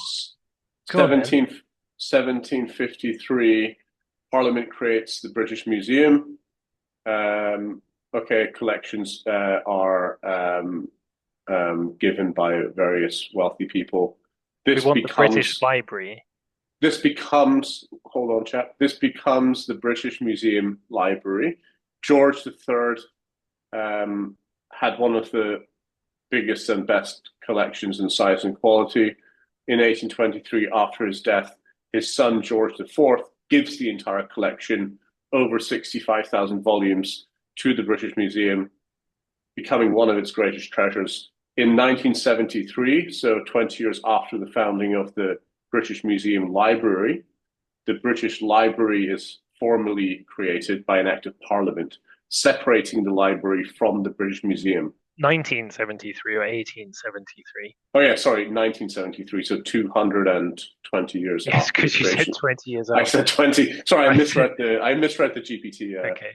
Yeah, 220 years. So it was only separated after 200 years. Very good. And they only moved the building to St Pancras in 1997. So I wonder where it was before that. Oh, oh Out yeah. of town. Was it out of town? Or is it? It was in a very beautiful place, and the building now is horrifically ugly. But I know it well. I used to work near there. Red brick Anyway, building. do you want to guess when the Crystal Palace exhibition was? Because I was trying to date that, Well, and I well, double checked that. Prince Albert was responsible, um, Yeah, with Queen Victoria, so it would have been well late 1800s. 1851, quite middle Oh, really? 1800s, That early? in Hyde Park. Yeah, When did Victoria die? Sorry, I'm such thinking. When did beautiful paintings and sketches of the Crystal Palace because they took it all down. But it's wonderful to see the sketches from all the well, Victorian. there is still Oh, beautiful. There's still a beautiful basement in I, Crystal Palace, apparently. is there everything, all the technology and innovation and the Crystal Palace sort of myth of the Victorians is such a wonderful image and legacy they left. Was Crystal And Palace built specifically for the exhibition or for something else? it's built just for the exhibition. It was the first World's Fair of its kind. So they did. So they weren't super old when they arranged that because Queen Victoria died in 1901. So, Hmm, but she was quite old when she died, wasn't she? I So think she was, yeah. so Prince Albert, Queen Victoria born. Was Prince Albert imported? I guess he must have been. He's a bit like the Duke of Edinburgh, Import. really. Duke of Edinburgh, really, wasn't he? It, but more cherished, even more cherished. You mean He Prince was born Philip? in 18, he was born in 1819, so he was about 30 when he arranged the exhibition. Prince Philip. Yeah, I'm talking about Prince Philip, He was Greek, wasn't he? a Greek prince. I don't know if he was in line to the throne. Obviously, Greece should have kept their royal family. So anyway, so we have Kew Palace because apparently George III was educated there with his brother or something. Uh, Thomas Pelham Holes. Pelham Halls, first Duke of Newcastle, personified the old Whigs whose power George wanted to reduce. George's uncle William Augustus, Duke of Cumberland in 1758. George and his Augustus. mother wrongly suspected him of plotting a coup against them. Yes, he looks. He really Is that looks not a English. Latin He name? really looks English, doesn't he? Well, Augustus is Latin. Germanic English. William Augustus is well. Why not? Two more sections of photos, champ, and then we have to scroll quickly through the contents, which was meant to be the entire purpose of the video. We'll do it in the last 5 minutes, maybe. Adam Ramsey's coronation portrait of 1762. No fewer than 179 copies were made, rendering it the most famous image of the king. I hope we don't get Nice. done for copyright. Yeah. Oh my goodness. Lower Manhattan.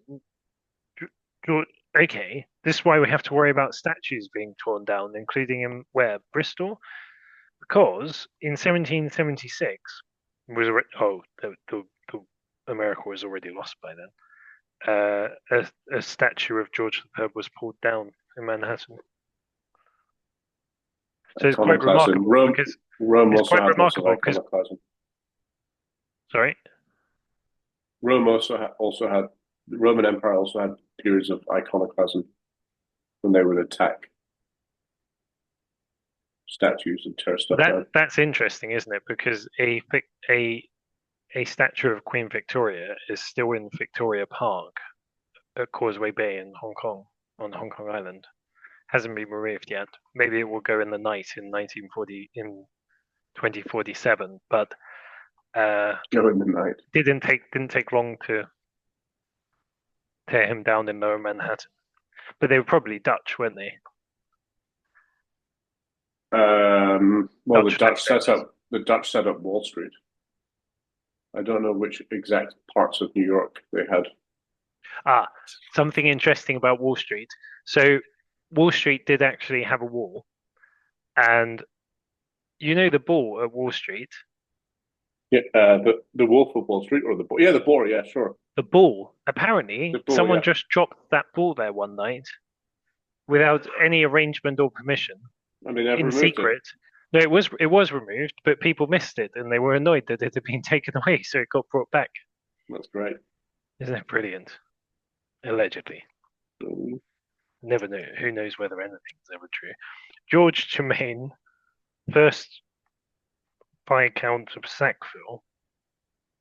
I wonder if there's a school called Sackville. I wonder if he's associated. Formulated the strategic plan for fighting the war in America, but failed to ensure that it was properly executed. Well, you muppet. So there he is.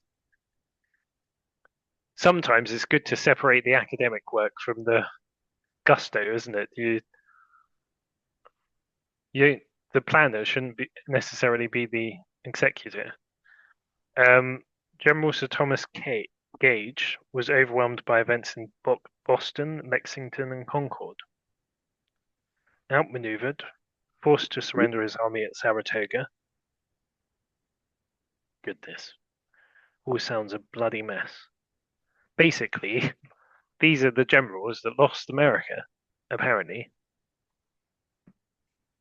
Well, We they faced no consequences apart from, I guess, lifelong humiliation. Did any of them face consequences? Guess not, right? Snowy. No, I don't think so. They probably got younger wives or something. So there's General George Washington, the winner. Thomas Paine, who described George. Is he talking about George Washington or is he talking about George III? As a royal. Oh, he's talking about George III. As a royal brute.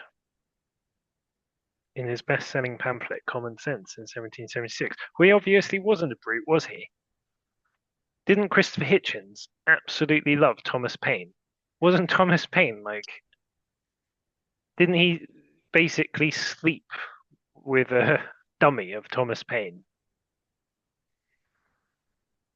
I think he liked most of the founding fathers, right? I mean, who doesn't? Ah, Who let's doesn't like the founding fathers? right. Let's move on. One of our videos is meant to be covering the Enlightenment, and I expect it to blast away any idea that the Enlightenment was really enlightened in or enlightening in any way. Am I? I do mean the Enlightenment and not the Renaissance, don't I? I do. Yeah. The Renaissance predated the Enlightenment. Then we, for some reason, have an orator. Okay, we have Edmund Burke here. We have Charles Fox here.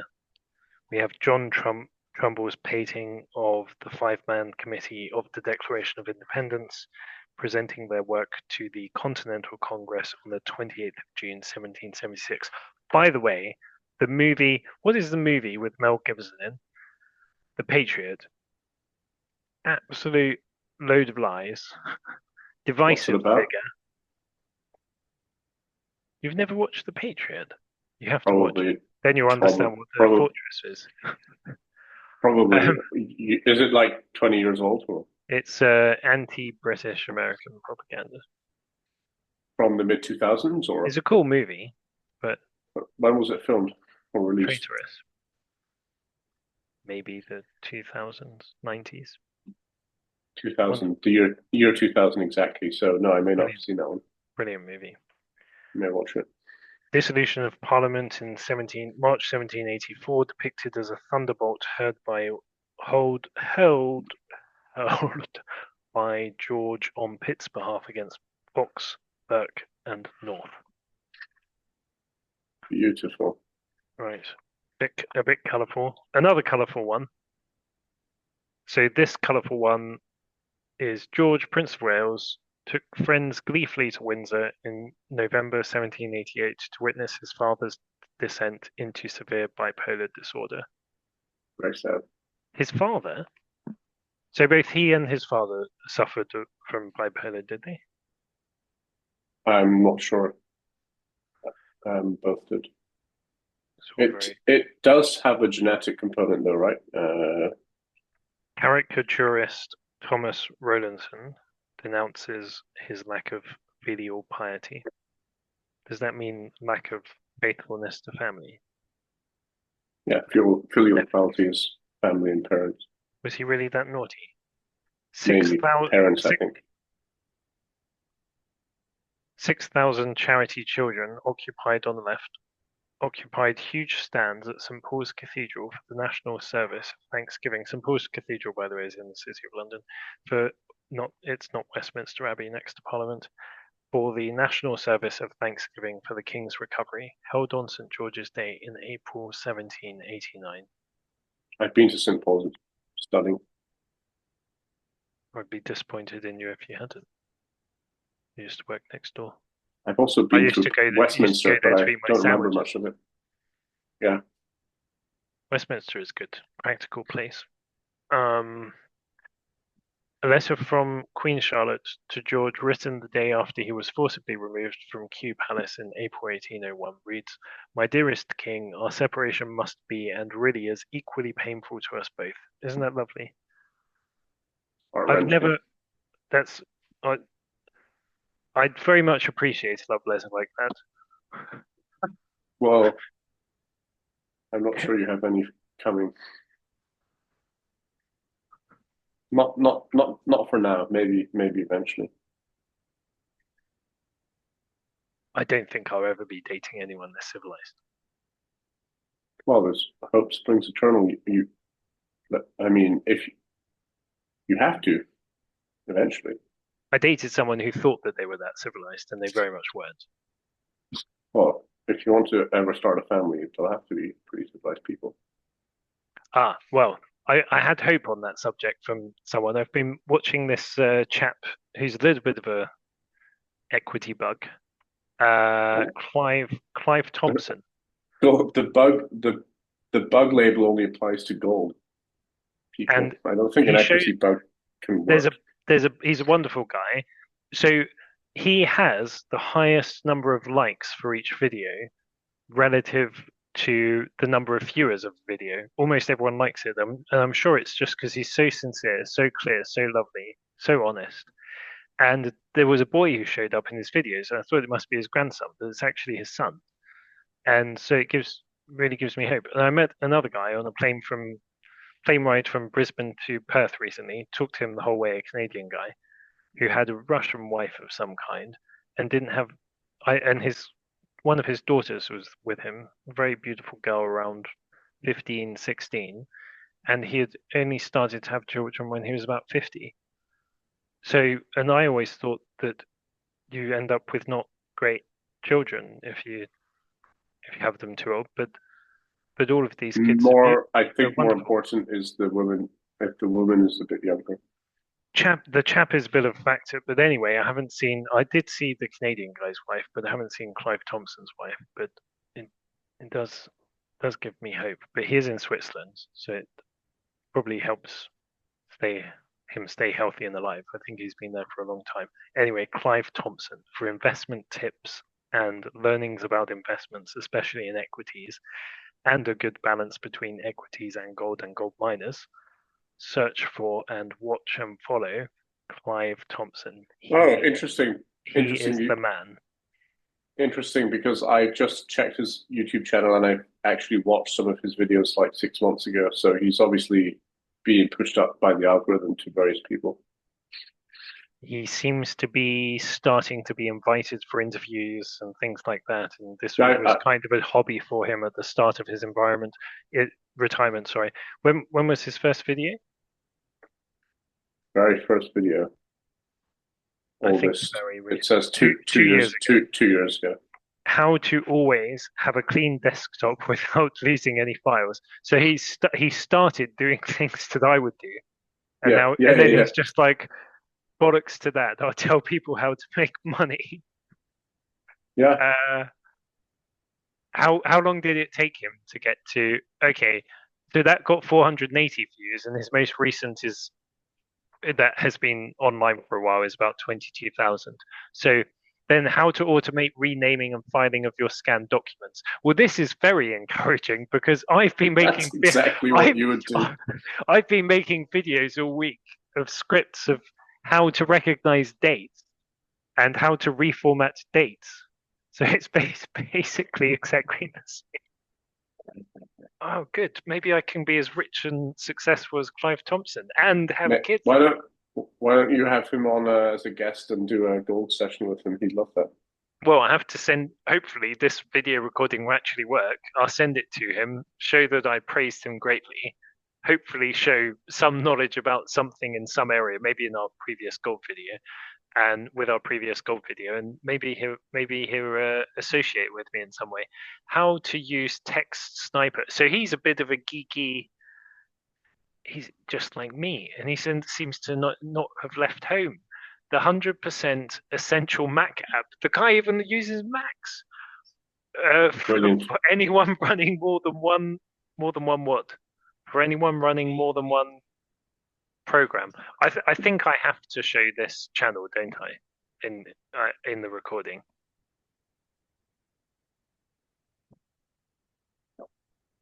Yeah, I think Helper, is it? let's show this chap's channel. Then let's put a bookmark in where we've got up to on the George III stuff, and maybe do a part two No, no, tomorrow no, or no, something. no, no, no. We're almost done. Wait, I'm not. Or I'm not. we're almost I'm done. not. Okay. I'm not editing. I'm Thought, not. I thought we're I thought we're only halfway through this book No, so no. We're far. wait. No, no, no. Don't Okay. worry.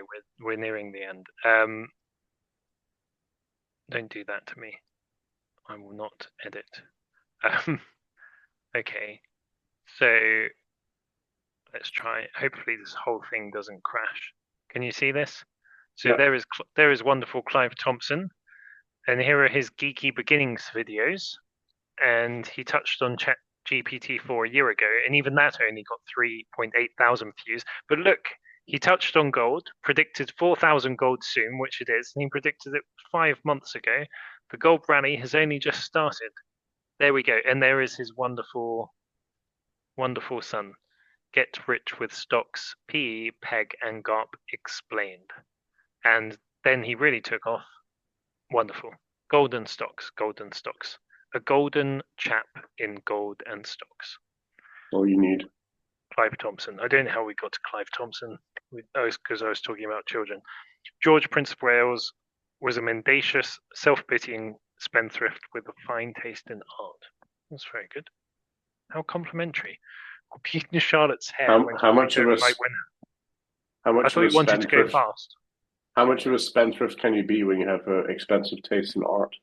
Well, he obviously didn't bribe enough people in America, did he? Queen Charlotte's hair went white overnight when her husband suffered his second bout of manic depression, as shown by Sir Thomas Lawrence in 1789.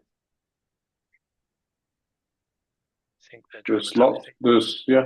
There's I've heard of these cases where people's hair can go white over In very 1786, few caricaturist days. James Gilray depicted the supposed finality of but not in one night. The hair needs to grow out white, right? Maybe in 1 year for a woman, or a few years. I don't know how long it takes their hair to grow.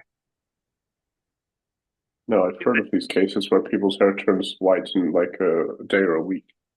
Well, when did it happen to the dog? Let's see the pause. We counted, didn't we? The base pad plus 4. Yes. Anyway, I don't know what this is. Supposed finality of the king and queen, leaving the treasury with gold coins pouring out of their pockets and being offered more by a sycophantic Pitt the Younger, while the Prince of Wales is bailed out by Philippe, Duc d'Orléans. Yeah. William Pitt addressing the House of Commons in 1793. Charles Fox can be seen wearing a hat by the Speaker's chair. There we go. Seated 6th from the right. Oh, by the Speaker's chair, 6th from the right. Oh, this guy. Okay. Charles Fox. William Pitt. So allegedly there were windows behind the Speaker's chair. Then it looks much more comfortable. Reminds me of Australian government buildings that closed in the 80s that are more comfortable than the modern ones. Is that today's chamber? No, it was rebuilt, wasn't it? Well, I know there was the fire. Rebuilt in the early 1900s. So after the fire, right? Yeah, it's meant to be the Commons chamber. So it was much nicer, much more hall-like, much more. They have windows. Okay, last section of photos. Then we do the contents. Then we bugger off. Great stuff. George III in military uniform during the Napoleonic Wars, painted by William Beechey in 1799. He's already looking like he's dying. A satirical print of the king and queen. They were really rather rude about them, weren't they? Watching in astonishment as 2 geese suck a cow's udder. The king's interest in progressive agriculture, on which he wrote well-informed articles for journals, earned him the nickname Farmer George. Farmer George. Just like our current king. Yeah. True. Progressive agriculture. Okay. I think they were being... So just like people would take the mickey out of the current king's farming interests or natural interests, they were doing the same to King George III. Mm-hmm. Tragic, isn't it? Farmer George. The importance of farming. Gilray's satirical depiction of the attack on George's coach on his way to open Parliament on 29th of October 1795. Here it is Charles Fox, Richard Sheridan, and the radical Whigs who make up the mob stoning the coach. Terrible. Metaphoric, of course. Otherwise, there would have been a brilliant excuse to have them all shot. The greatest statesman and orator of the era and savior of this country, William Pitt the Younger. Well, he didn't save us from losing America, did he? He was the first prime minister, right? Was he? His relationship with George was mutually supportive and respectful, but never intimate. Was he the first or one of the first, William Pitt the Younger? The king at holiday. You go on, tell me first. William Pitt the Younger was not the first, but he is one of the most famous early ones. Who was the He was first? only 24 years old when he became prime minister. What the heck? He He doesn't. steered Britain. He He steered doesn't Britain look through the 24 French. there though. He steered Britain through the French Revolution and uh, and Napoleonic Wars, So who was the and first prime pushed through minister? reforms in finance and administration. The first PM was Robert Walpole. How do we Um, not know that? We don't know anything. 60 years prior to Pitt the Younger. Starkey would have known. Of course, Pitt the Elder was his father, who was also prime minister, remembered for leading Britain to victory in the 7 Years' War. All right, let's plow on. David Cameron would have known the first prime minister. I'll give you that. And there's no chance Keir would have known, is there? Maybe as part of his incoming briefing, he retained the knowledge. Well, Cameron, I think Cameron was asked on an American TV show, chat show, if you knew the date of Magna Carta, and I And think he he got it and he wrong. no Or no did he get it right? no. I've seen this. I've seen Or did he this get it right? interview covered. He knew a huge amount off the cuff, and I think he hadn't been prepared. And there are people who say that he didn't know these things. I think Peter Hitchens accused him of not knowing things like this, or not having this knowledge. And on the TV show, years prior, he clearly did have the knowledge, and I think he was put on the spot. But maybe he I'll wasn't put on the need to spot. double check the clip. Anyway, it's Yeah, he was. 12:15. Yeah, I remember, he was being interviewed by an American, wasn't he? Yeah. One of the skinnier ones, one of the more decent ones. Was it Charlie Rose? No, it was the guy who's really old now. Interview David Talk show Cameron, host. David American. Letterman. It was Letterman, right? David Letterman. Uh, Definitely David right. Letterman. Well, he did have an interview with Letterman, but I don't know whether. That was the Magna Carta one, yeah. Should we watch? Let's watch it. You're going, but I've got to shoot off. Go on then. Let's put on. Is someone nagging you or something? Is the dog tugging on your? Are we really? Hold on. I think we've Hold been on. going for like 2 hours now, right? We was meant to be a 15-minute. Shall we finish the pictures? And All right, let's do Cameron tomorrow or something. no. Let's finish. The video is only 2 minutes long. Oh, okay, Then we finish the pictures and we skip the content. right, let's do that.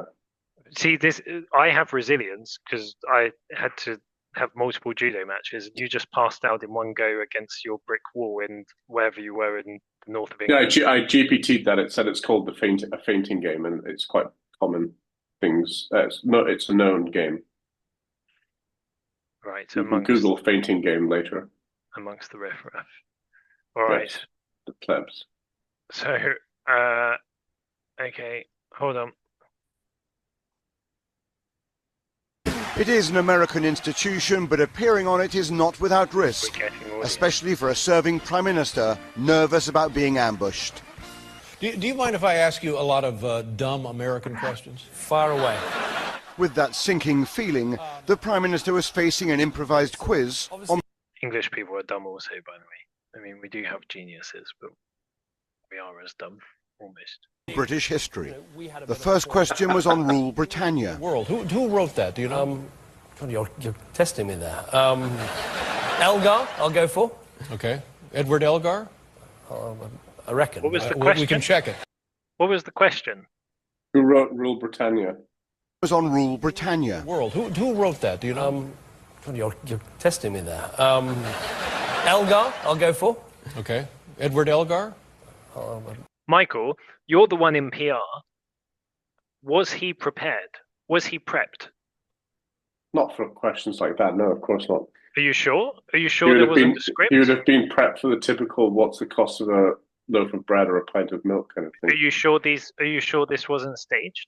Yeah, well, it's not staged. I reckon, but Well, we can check it. Then he's And he more did, brilliant and it we wasn't give him credit Elgar. for, isn't he? Rural Britannia, which is a beautiful refrain, based on a poem by James Thompson. Are you familiar with James Thompson?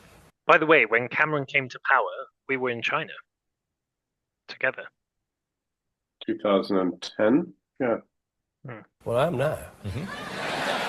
He was looking just a touch worried. When was the Magna Carta signed? Magna Carta was signed in 1215 1215. Yeah, now, you got it. Well I've done. been on an to island in the Thames. He's good, isn't he? He landed that one. Yeah. Island in the Thames. And the literal translation was what? You have Magna...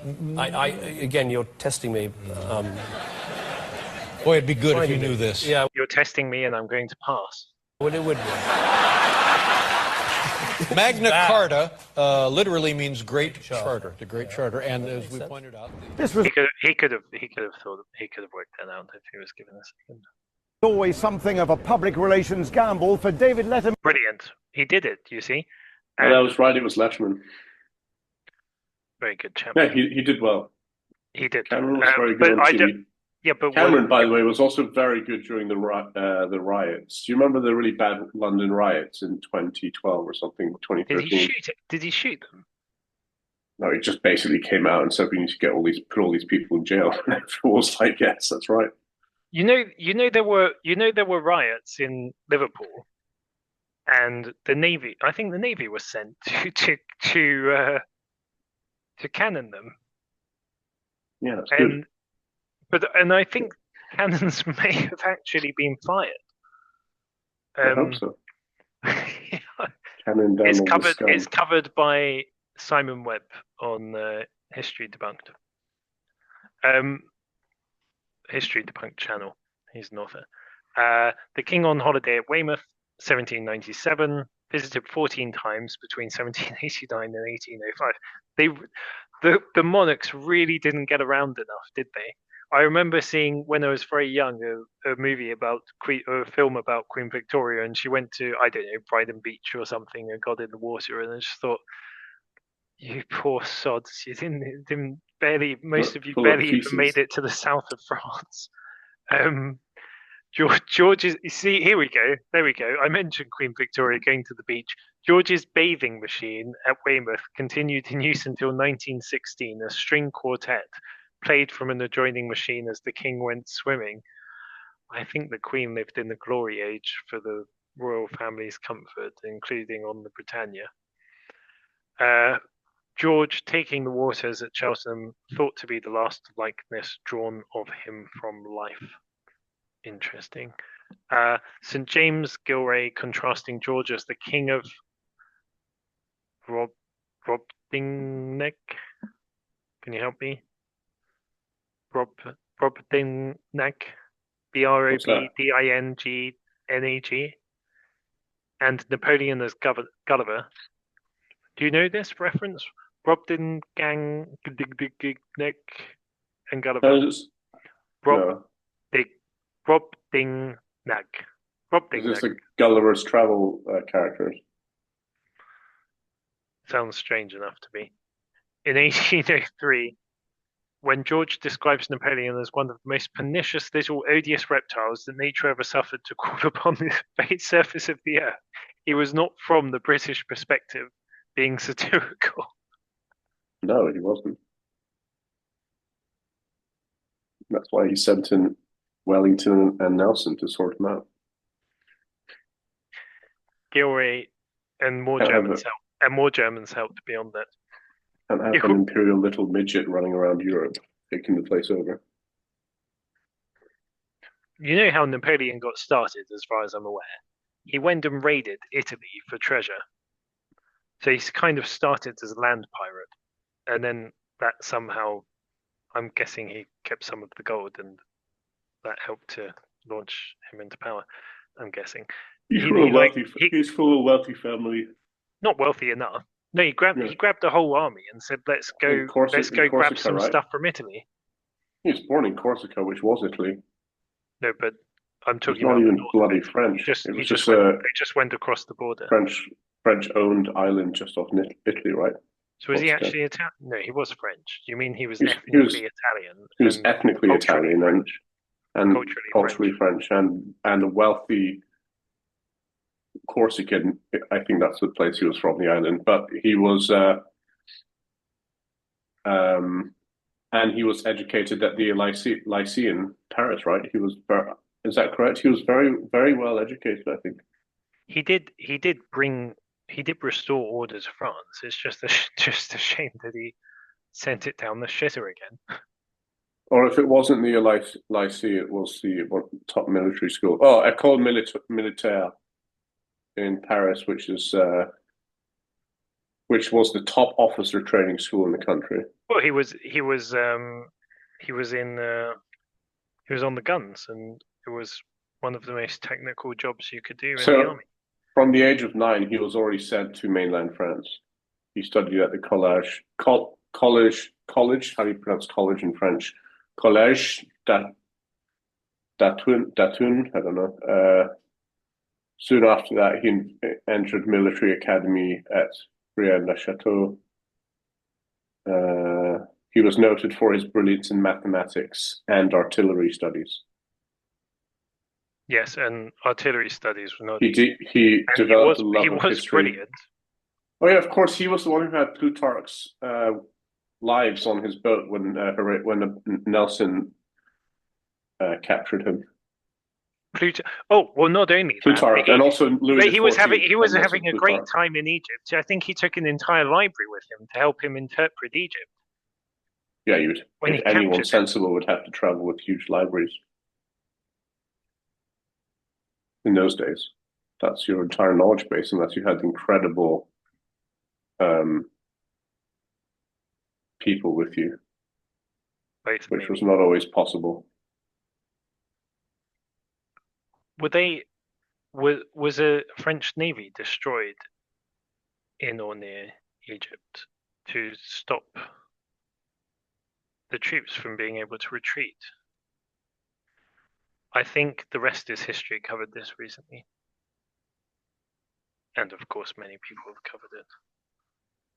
Okay, Gilray depicting George's dismissal of Lord Grenville's broad-bottomed ministry in 1807 over the issue of Catholic emancipation, which George believed contradicted his coronation oath. Ah, yes. And now we have gone well beyond Catholic emancipation and got into emancipation of anyone and everyone. William Grenville was the last Whig Prime Minister for over 20 years. The third Duke of Portland moved ideologically towards George during his long career in politics. So this seems to be a very politics-oriented book. Spencer Perceval, the last Prime Minister George appointed, was assassinated in 1812. The only Prime Minister to be assassinated, I think, in Britain. I'm not aware of any. Robert Jenkinson, 2nd Earl of Liverpool, became the longest-serving Prime Minister in British history. The royal family promenading on the North Terrace of Windsor Castle in 1783. Massive nationwide celebrations for the King's Golden Jubilee on 25th of October 1809 took place days before George succumbed to his final decade-long bout of lunacy. And deaf, blind, suffering from manic depression and latterly also senility, and unvisited by his family. Isn't that awful? The king lived at Windsor for 10 long years before his death. Isn't that awful? Yeah, very sad. I wonder if it's similar to Nietzsche's final 10 years, which was also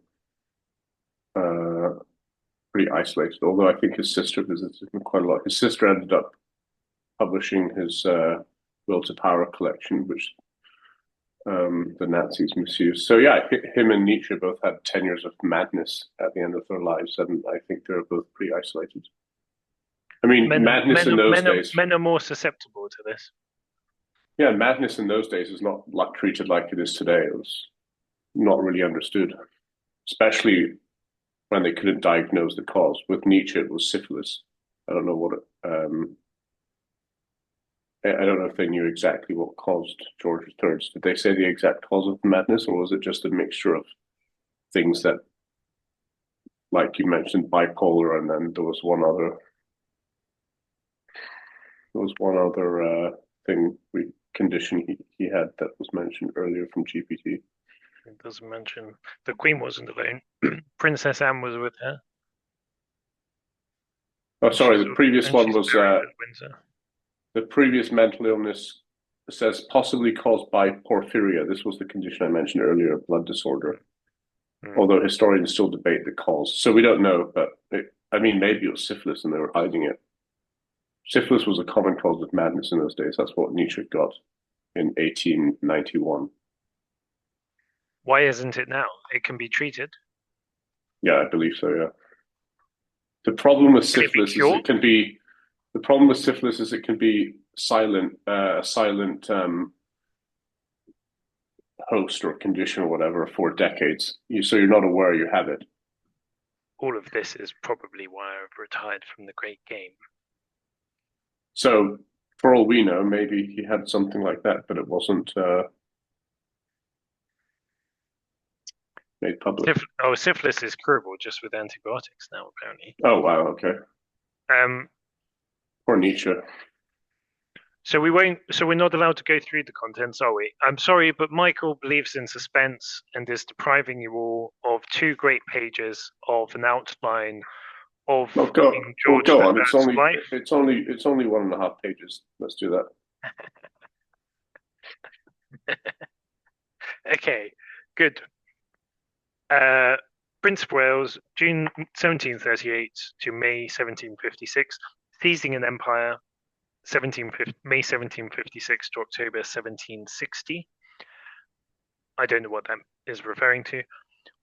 Do you? Seizing what empire? I don't know. I mean, there was an empire, but I don't. Well, we read earlier that George III lost the American colonies, but he actually expanded empire in Asia, the Caribbean, and one other place. Europe. Yeah, sure. So what was being seized? We won't get into it now. I glory in the name of Britain, October 1760 to January 1762. Obviously, brilliant people would be able to Asia, Africa, immediately. Caribbean. Seizing the empire was a bit of an Africa grab period. Asia, Africa, and Caribbean, yeah. Victory, January 1762 to February 1763. So what was captured in 1762 to 1763? What was added? What was annexed? In 1762 to 63? Please.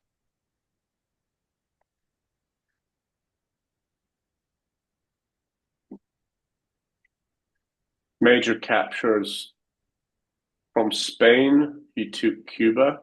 He took Havana, Cuba, Manila and Philippines, Manila, Philippines, and from France. They'd already had major victories earlier in the war, such as Canada and Guadeloupe. I was 99% sure that the Philippines had never been captured, governed, colonized, or subjugated to Britain in any way, ever. It was in 1762, yeah. It disrupted the Spanish rule in Asia. Anyway, by the Treaty of Paris in 1763, Britain formally gained Canada, Florida. So Canada from France, Florida they took from Spain. So sounding great, isn't it? What a year! And various Caribbean islands and overseas territories. In short, Britain captured Havana, Manila, Canada, and Florida in those 2 years. So they got complacent and a bit too excited, and then 10 years later, I see. Okay, generally works like that, doesn't it? The Problems of Peace, 1763.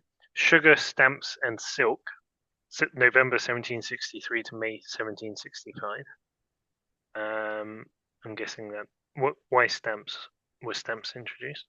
Rockingham repeals the Stamp Act, May 1765 to December 1766. What is this stamp for? Is it for food, property, what?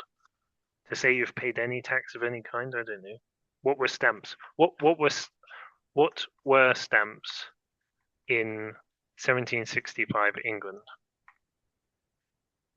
but it's probably going to give me postal stamps, and that's not what it's referring to.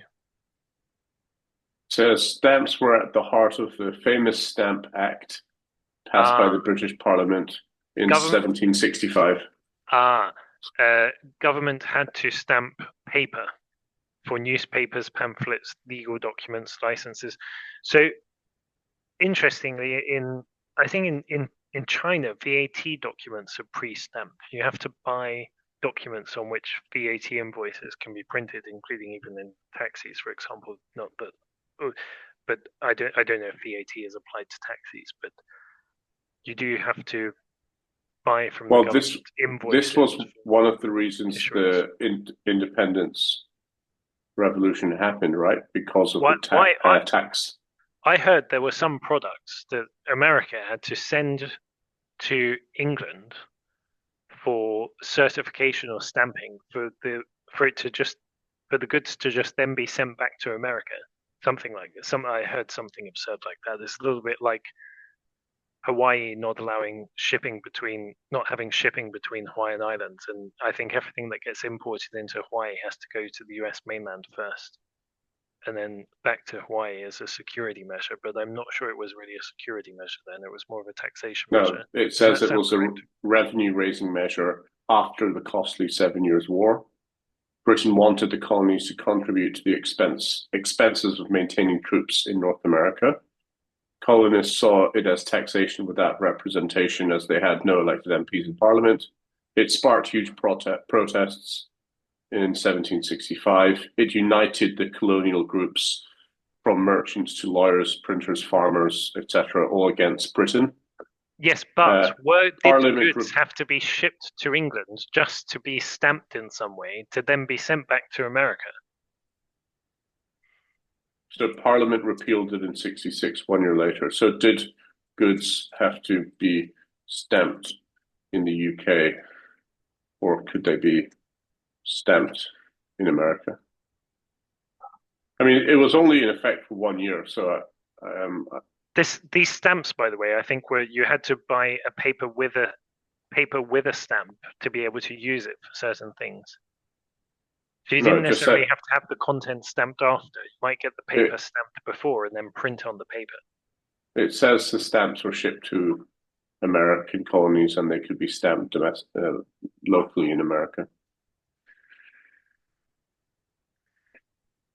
I think maybe when it came to things like tobacco, sugar, rice, naval stores, they potentially had to be shipped to England before they could be exported elsewhere. So maybe they didn't have to go from England to America, but maybe they had to go through England to be exported outside of America and England. So for America to export globally, did goods have to go through the UK? Through UK. Yes. Okay. It says I can see how that would be frustrating. It says yes under Britain's Navigation Acts, which was first passed in the mid-1600s and was still in force in George III's time. Most American goods overseas trade was legally required to go through Britain. And there was a Staple Act of 1663 with similar requirements. Britain's tighter enforcement after 1663 or 1763? 1663 Staple Act. Okay, well, it says this covered things like tobacco, sugar, cotton, indigo, rice. They tightened restrictions in 1763, alongside new taxes like the Sugar Act of 1764 and the Stamp Act of 1765. So all of this was aggravating the colonies. Yes, the Apple of Discord, Jan 1767 to June 1769. Chapter 9, that factious and disobedient temper, June 1769 to April 1772. The Boston Tea Party, June 72 to July 74. Blows must decide, August 74 to April 75. Chapter 12, the Battle of the Legislature, April to November 75. 13, the Declaration of Independence, November 75 to July 76. Chapter 14, the Road to Saratoga. Where is Saratoga? July 76 to December 77. Saratoga is a town in New York, or a county in New York. Is it upstate? And it's a famous historical upstate location of the turning point of the American Revolution. Right. Beautiful, some beautiful areas in upstate New York, but maybe that far now isn't brilliant. Okay. What a nice name, right? I wonder what the etonym of the name is. I always like the name Sierra. Yes. Sierra Nevada. There's a great we finally got American, some girls. We finally got some girls' names. There's a great American beer called Sierra Nevada. One of the best. Maybe I'll go and buy one on my run. Hard to get them in HK, I think. You might know. Actually, you can get them in HK. Don't give away my location. I've drunk them all over the world. Or should I go for a run, or should I go and get a beer? Run and then beer at the end? Sounds like a good idea. It's 1 a.m., by the way. The name Saratoga is a corruption of Mohawk or a Mexican word, right? So it's a native word. Wonderful. Global War, December 77 to June 78. Chapter 16, if others will not be active, I must drive. June 78 to March 1780. It's a bit late, sir. Isn't it? 2 years too late. Disaster at Yorktown, March 80 to October 81. I forget sometimes the war. Well, actually, I don't. But the war went on for some time after the declaration. There wasn't. Never forget. Oh, so maybe it wasn't too late. Maybe it was too late. The torrent is. Yeah, I never forget. It's what I sleep is what I dream about. Have nightmares about a quarter of my nights. Disaster. Okay, the torrent is too strong. October 81 to July 82. Chapter 19, America is lost. July 82 to 83. Chapter 20, on the edge of a precipice. August 83 to May 84. Chapter 21, alliance with Pitt. May 84 to October 88. Chapter 22, the King's Malady. October 88 to February 89. Recovery, Revolution and War. February 89 to 94. The Whale Under the Wharf. 94 to 98. I don't know what any of these references are. The Whale on the Wharf. Any guesses? Nope. The Corsican Tyrant. January 99 to 1801. A Fearful Experiment. So 100 years before Victoria died. A Fearful Experiment, 1801, February 1801 to 04, September 04. Chapter 27, Tory Spring. Does that mean the beginning of the Tories? October 1804 to October 1809. Does Tory Spring mean beginning of the Tories? The Tory Spring.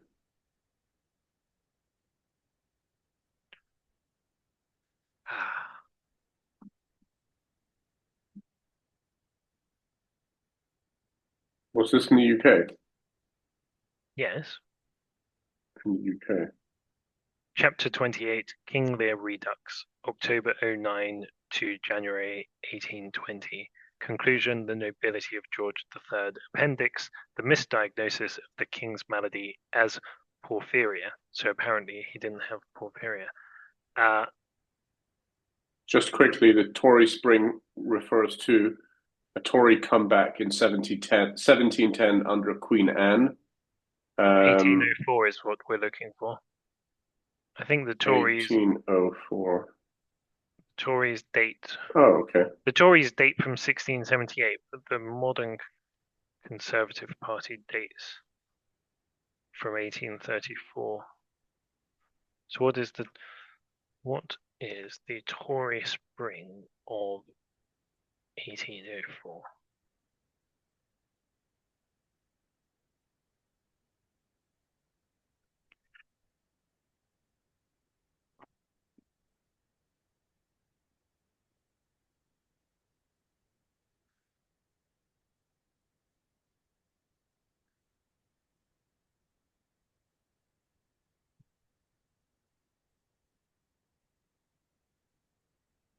Coffee wants to smell the book. Chap, have we got to the end of it? We have, but we need to know what the Tory Spring was. 1 second. I get lots of calls from a loan company calling the wrong number. There are two numbers the same. Well, let's use this as a good time to close this off. Then I've got to jump off to hold on. Have a biological event. That's awful. Maybe some explosions. Hold on. The Tory Spring of 1804 was a historiographical label for the I can't speak English anymore. For the Tory revival that began with Pitt's return to office in May 1804 and continued through renewed Tory dominance under Portland, roughly 1804 to 1809. The term is used by Andrew Roberts for this phase of George III's reign. So there we go. ChatGPT is highly conscious of Andrew Roberts. Very good, very good. I think I'd rather read the Churchill. And what else did he cover? Churchill and Napoleon? Napoleon, yeah. I think I'd rather read his books on Napoleon than Churchill. George III looks like a good one. Anyway, I need to avoid. It looks like there's a lot of personal material in there, which I'm often not too interested in. I need to avoid my home office becoming a biohazard. Yeah, please don't. It's bloody awful. Okay, chap. All right, chap. Good discussion. Can you get it uploaded today? Yes. Yeah, of course. I can't wait. Right. Our fans are waiting for this 3 hour rambling. Our 8 viewers. Whatever this is. Send it to friends and family. Okay, I'll send it. I will. Right. Good night, chap. Send them to your mother, and I mean, imagine the shock of this additional conspiracy from me. I mean, it's going to be lamentable for them. Okay. I'll get feedback. Thank you. Cheerio, okay, chap. Good night. Ciao. Bye. Bye.